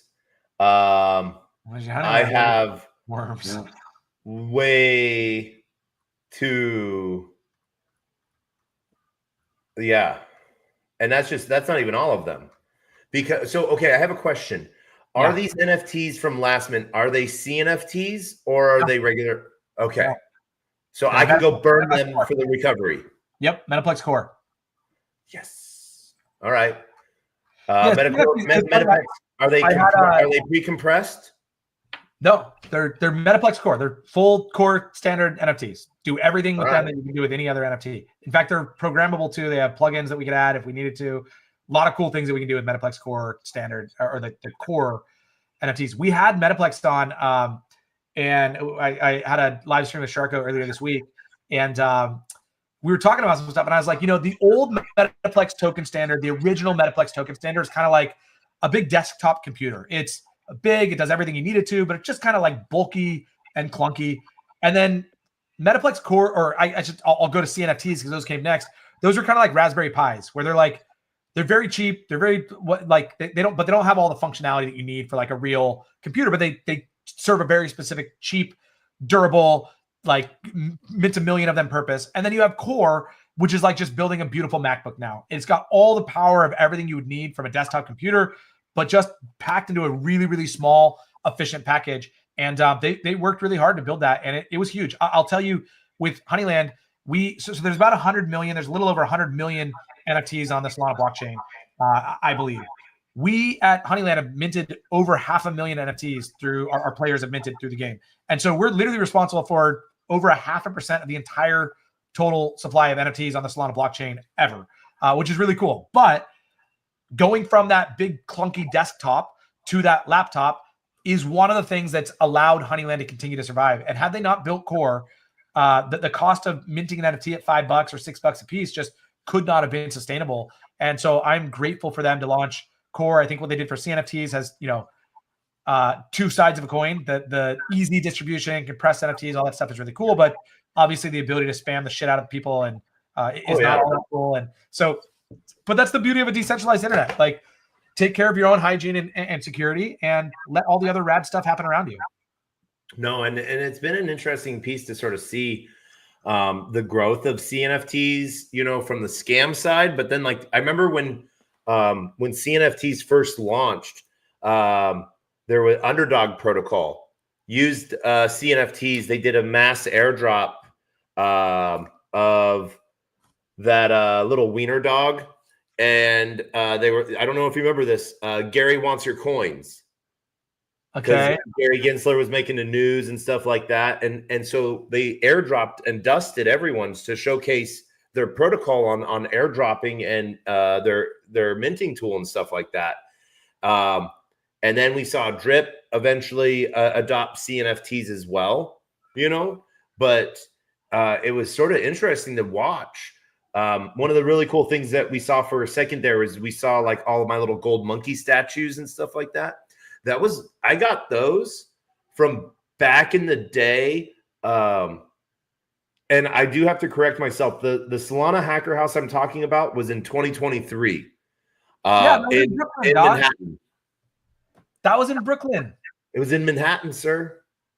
Really? I know because I could walk to it. It was a 40-minute walk, but I could walk to it. Fair enough.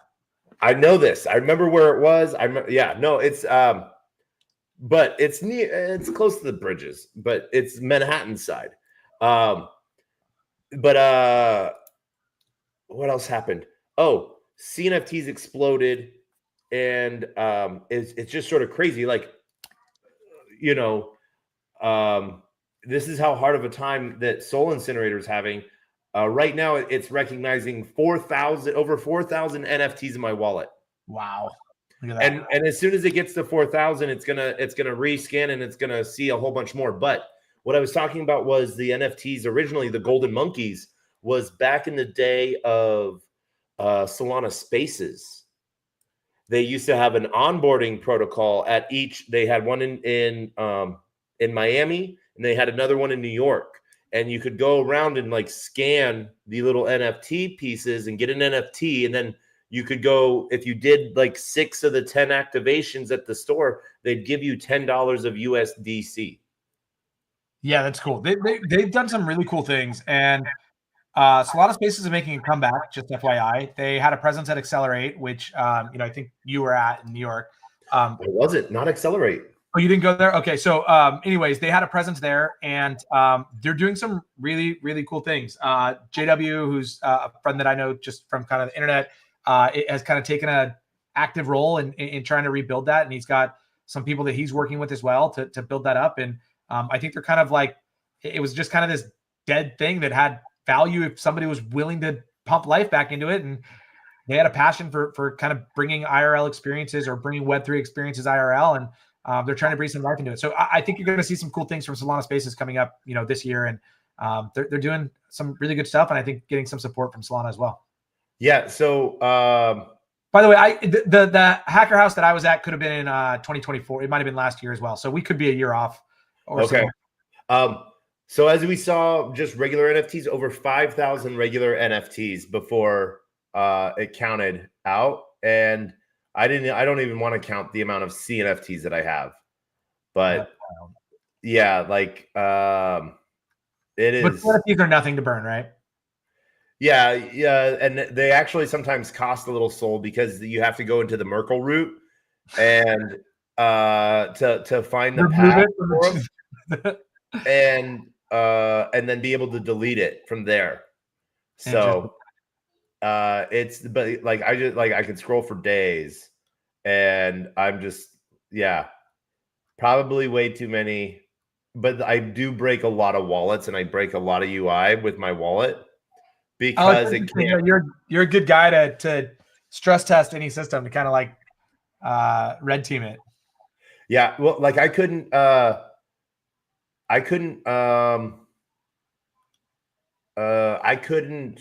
use Jupiter Wallet for like the first 4 months because my wallet overloaded the UI. I still overload Magic Eden Wallet. I mean, we just saw that. Yeah. And Magic Eden itself sometimes, but like, it's sort of hilarious, but I love cleaning out my accounts and burning out all my token accounts because I get a lot of them, so like once a week, I like clean out like 100 tokens and burn, Right. Yeah. But yeah. So, all right. Disconnect. So by the way, you've got your promo code or your like referral link in the description here. If anybody's not clicking that link, you just go to lastmint.fun. It will ask you for a promo code. Just put in Taco, TACO. Taco. You're good. Taco, it is. Just as easy. You can always send people the link, Taco, but you can just, since you are a verified creator and you have your own custom vanity link, it is a lot easier, or referral, vanity referral code. It is a lot easier just to tell people, even online or on a stream, just say, hey, enter Taco when you get to the window and it says, do you have a referral code? So we could be even bigger meanies because you can see on the become a verified creator, you can see whose referral link they used on their wallet. Oh yeah, I don't know. Yeah, no, that's too much work because someone might use a different wallet, creator side and stuff like that. But yeah, no, I think I do like the creator verification side of things that you're sort of going through because that's making people put skin in the game, Well, the bigger thing is like, listen, this is going to be a meme launchpad. And so I want people to be able to have history, credibility, like a single account that they do a lot of things from, and that carries value and credence on the platform because you can see all that. But I also want people to be able to launch like just spin up new wallets and launch collections without anybody knowing who they are or who's behind it or what's going on. And there's probably a little bit less trust in those, or if something runs and it's not a verified creator. So I want anybody to be able to launch, but I also want the biggest thing here is the reason Amazon is successful is not because they have the most vendors in the world. The reason they have the most vendors in the world is because they're the best shopping site on the planet, right? And if you want to return something, the comments are done in a way that is really, really healthy. They don't provide your address to the vendor when you order something, so you're not getting a whole bunch of like spam and mail from them. Like, all they do is care about building the best possible shopping experience in the world. And then because of that, every vendor has to show up. And they treat vendors like shit. I've been in e-commerce. I hate working with Amazon as a vendor. I love working with Amazon as a shopper. And so what we want to do is, I'm not saying we want to abuse the creators. We really want to give creators a ton of great tools, but we want to build the best minting experience possible. And if that means that if you want to launch fresh wallets that you may not have a verified creator badge and you're competing with people who do, that's the part of this. But you can become a verified creator. There's a small hurdle or gate to it so that we don't, and that's the same thing. You look at these free mints and people are like, wait a minute, they're free mints. Isn't somebody just going to go mint them all? Or how would this ever end? Well, there's still a small fee that you have to pay. What did we say? It's 69 cents or something to mint the NFT. You can go claim back quite a bit of that, but let's call it 30 cents that is your opportunity cost. Now, if there's an 8% chance to get a $10 reward and it costs you 30 cents, it makes a lot of sense to go mint till you get your two. You're going to spend maybe $8 or $9 and maybe in on-chain fees to get $20 of redemption. Like, that's positive EV in every book that I read. And so, like, go do that. But it's not like, that's why I put the limits per wallet and things. And so, but yeah, it means that you can't just have bots come in and endlessly brute force the system the same way you can when you're just doing regular tokens, because there is this small fee. And again, this is kind of the Ethereum security thing, right? Where like Solana is ripe for spam and scam and all that stuff because of the efficiency of the blockchain, the cheapness, and the quickness of the throughput that it can handle. And when you take Ethereum, much more known for security because there's fees to do all the things you want to do on chain. There's a real cost. When you put a real cost to it, it keeps a lot of the bots and bad actors out. And so this is minimal enough, but it's a lot for Solana, but enough to keep hopefully some of those bots out, and we'll see how it goes. Yeah, this is on chain. You can trade it, you can sell it, you can list it, I can place an offer, whatever we want to do. And so Tenzor's a partner of ours as well. Good to see you on their site. We're going to be launching a full free Tenzor pool, I believe next week. We'll have a couple of those going out as well. They're a big partner and sponsor of ours, so really excited there too. Tenzor is pretty freaking amazing. Do you remember when SPL20s came out? Not really. What was what's the big benefit of SPL20s? They were basically inscriptions on Solana. Okay. So you could basically mint an NFT onto a Lamport. Okay. And so, because we had sats and then, they were doing it on ETH. And I remember it was like Thanksgiving. Don't ask me what year. And I was talking they just launched in hours and the technology had just been pushed through. And I was getting ready to launch, Chartfu had just launched a collection. And I was trying to figure out how to launch one because you were having to use two different protocols of inscribing and then locking that inscription to that Lamport and stuff like that. And so Chartfu was walking me through it. And then Magic Eden was being really cool as well on the inscriptions so I was talking with Magic Eden. And then as soon as I made the collection, they would let me launch it on Magic Eden. But then BitTensor, there was hey, we would love to connect. We want to list you as well. Give us all of the root addresses. And I was boom, here you go. Next thing you know, on BitTensor as well. And then Soul Sniper reached out. There's so many amazing projects that when new technology pushes forward, they want to support the people that are at the front line trying it out. Absolutely. Which is freaking amazing and makes Tenzor is, I think, and listen, I have a great relationship with both Tenzor and Magic Eden. I think they serve two very different purposes in the space, but Tenzor is really trying to build the tooling for builders to go expand what they can do. It's open source. They built in a ton of APIs, and they just want to take a small percentage of everything that you can go build on top of the technology that they unlock for you. And Magic Eden wants to build a much more centralized marketplace with a great user, experience for trading, and that's what they've done. So they want to bring the audience to Magic Eden, and then projects can kind of bring their projects there, and they make money, more on the trading and the volume and things like that. And so just two slightly different models that both serve a really, really good purpose. I can tell you that as great as Magic Eden has been for us, and as much as I think the discovery is awesome for that order book, it would have been there's things that we've asked them to build for our marketplace, like the ability to put in offer bids and things like that. That Magic Eden's just said, listen, we're not really interested in continuing to build those features for Honeyland that nobody else has really picked up and started to do the same way that you guys have done. And so but Tensor has all the APIs to do all the things that we would want to do. So had we chosen Tensor instead of API or instead of Magic Eden, that would be something that we would have a lot more features with our marketplace. And that's just the difference of kind of the open source versus the closed source. But they both, Magic Eden gives us a lot more visibility, and they're a much bigger name for us to promote as a partner. And so some cool things there as well. But nice. It's one of the fun things. I love technology shifts. And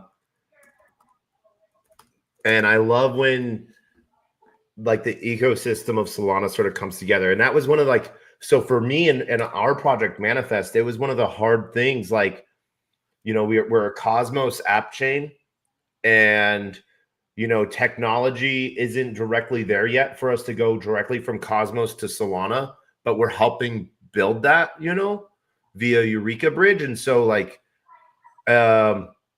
our end destination for our ecosystem is going to be on Solana. But one of the things that was really important to me, and so this is going to be a question of what my LastMint's going to do. For me, the best way to show support to an ecosystem is at the validator level. So is there a Honeyland? Was there a Honeyland validator? No, this is, if I just had to say, one of the, I think, missed opportunities and just a kind of a blind spot or weakness of me as a founder of a Web3 project. I think looking into some of those kind of hidden revenue opportunities and just kind of project stability and support, the idea of investing in validators. I think some of the ways that we created our liquidity pairs, we missed out on the whole bull run because the only pair we had was the USDC. We just never really put any liquidity pools in place where we were making a significant volume on the trading fees.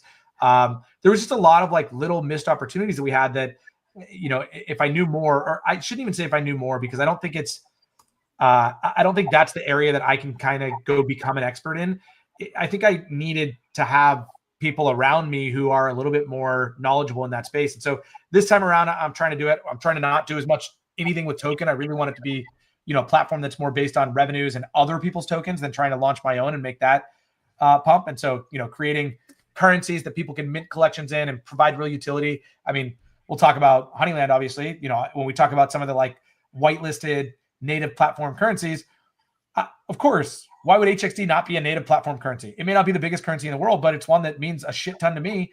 And I would love to be able to see collections minted in HXD. And I think I've got a good community at Honeyland that, is willing to is interested at least in what I'm building, and, loves to support from any way that they can. And so if I can support the project back, I think it's really cool. And so, I don't know where we started on that or where I started on that tangent, but validators, creating a validator. Oh, right. LastMint validator. Yeah.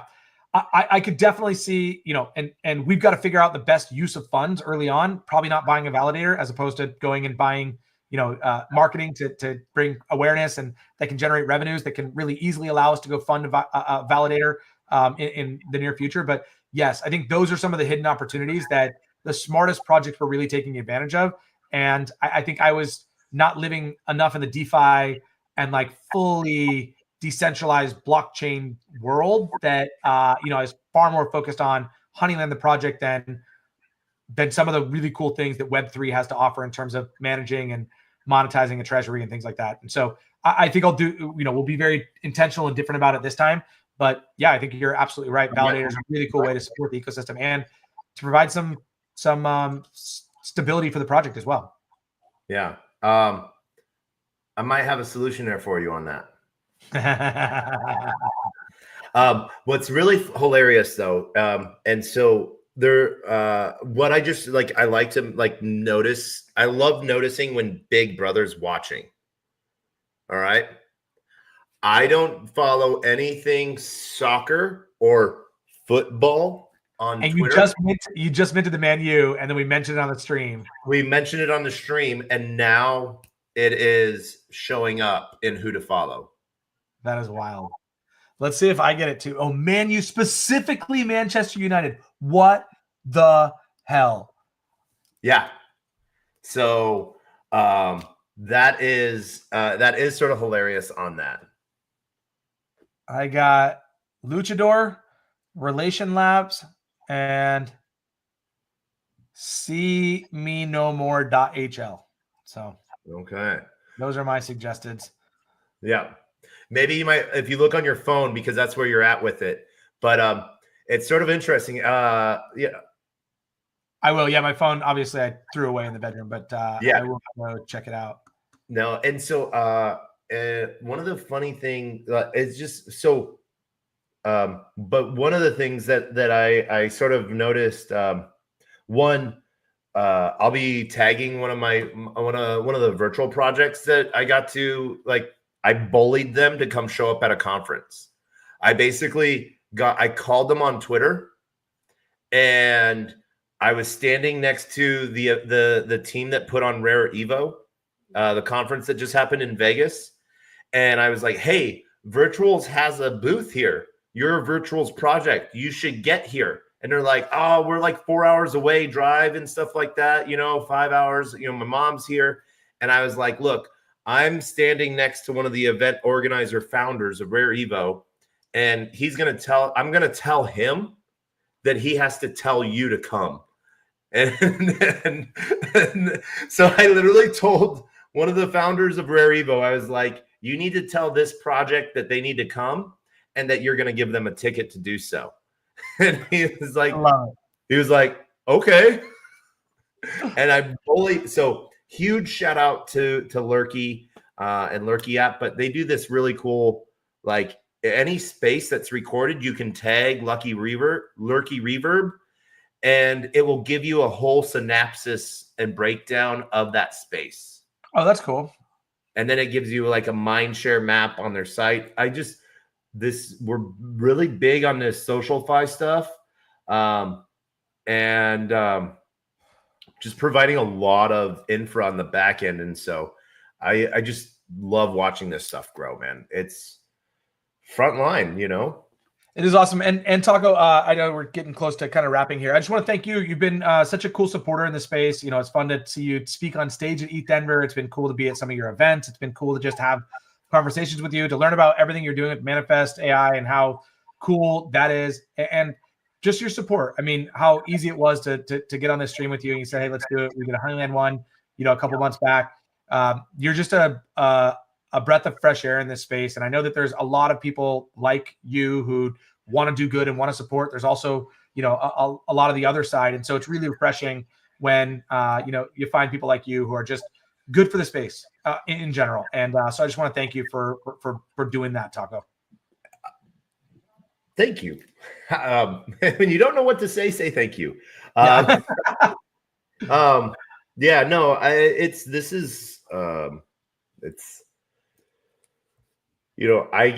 been building in secret for a long time. I've been doing, and so when you're building in secret and you got to be on the front line of everything, you gotta do something, and you gotta make it look like you're doing something, or people are gonna think you're a Fed.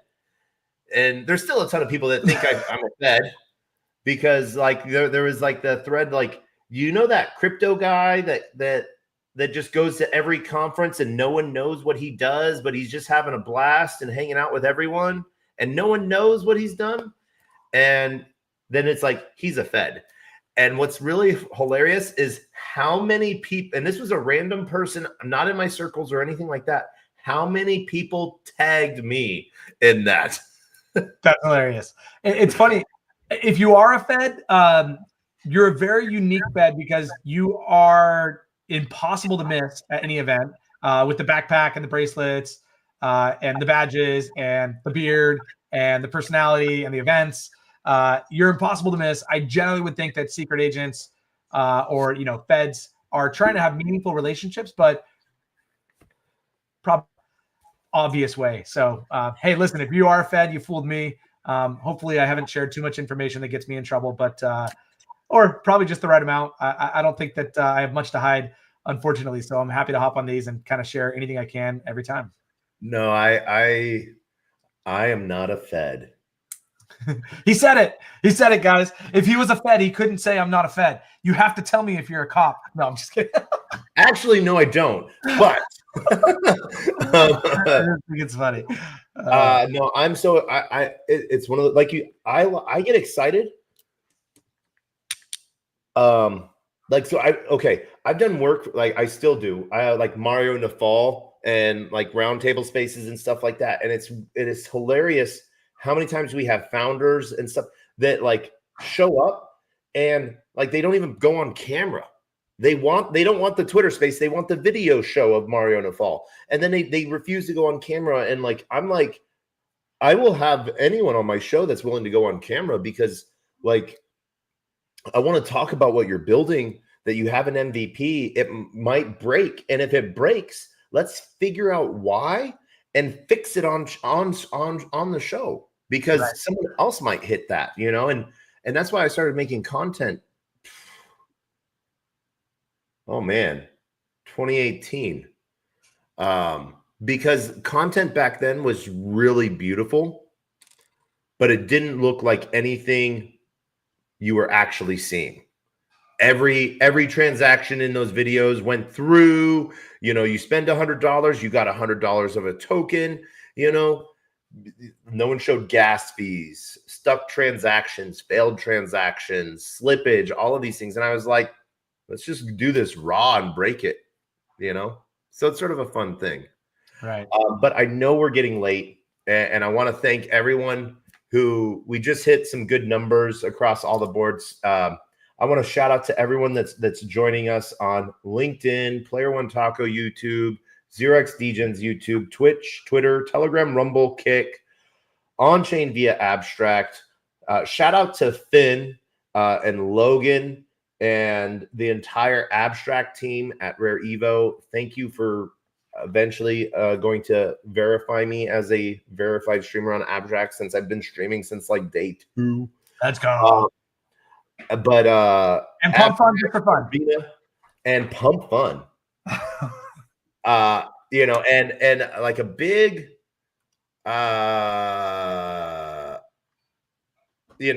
shout out to the people that thought that this was a recording. I don't know what to do to prove to you that it's not. I don't have a watch here. You would say that's fake too. So okay, I'm not even going to deal with you. But Corey, this show ends in a specific way. You've been here for it before. You get to be here for it again. This show ends the same way every time, with the greatest, worst knock-knock joke on the face of the planet and words of wisdom. So, 10 seconds, final thoughts and words of wisdom. Man, Web3 is supposed to be fun. And I think we focus a lot on regret, and it fills us with, all these things that like we should have bought more, we should have sold sooner, we should have done this, we shouldn't have bought that. Have fun with Web3 and let's just make it fun. And let's try and obviously make a lot of money, and let's try and do all those things. But at the end of the day, let's try and just, understand what you're getting in for. And I think that's ultimately my vision, is to make Web3 fun and have some financial opportunity as well. But certainly, I want to put fun at the front. And so I hope you guys enjoy kind of what we're doing there and take a similar mentality. Definitely. And my words of wisdom are always the same.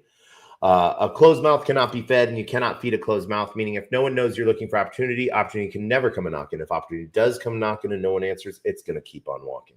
With that, I want to thank everyone for joining us for TacoBytes, your daily bite of Degen, episode number 970. The one and only Corey, aka Filbersteiner. We're gonna, and your 1,000th episode, you're gonna launch a token on Pump, and we're gonna have it. We'll do it on Bonk Fun actually, and with Bonk Fun, and then you're going to use that as the minting currency for a collection on LastMint. Let's do it.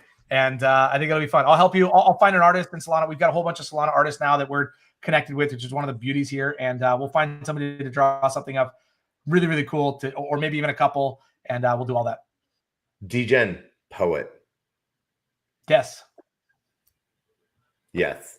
I love him so much. But yeah, and with that, we end with the greatest worst knock joke on the face of the planet.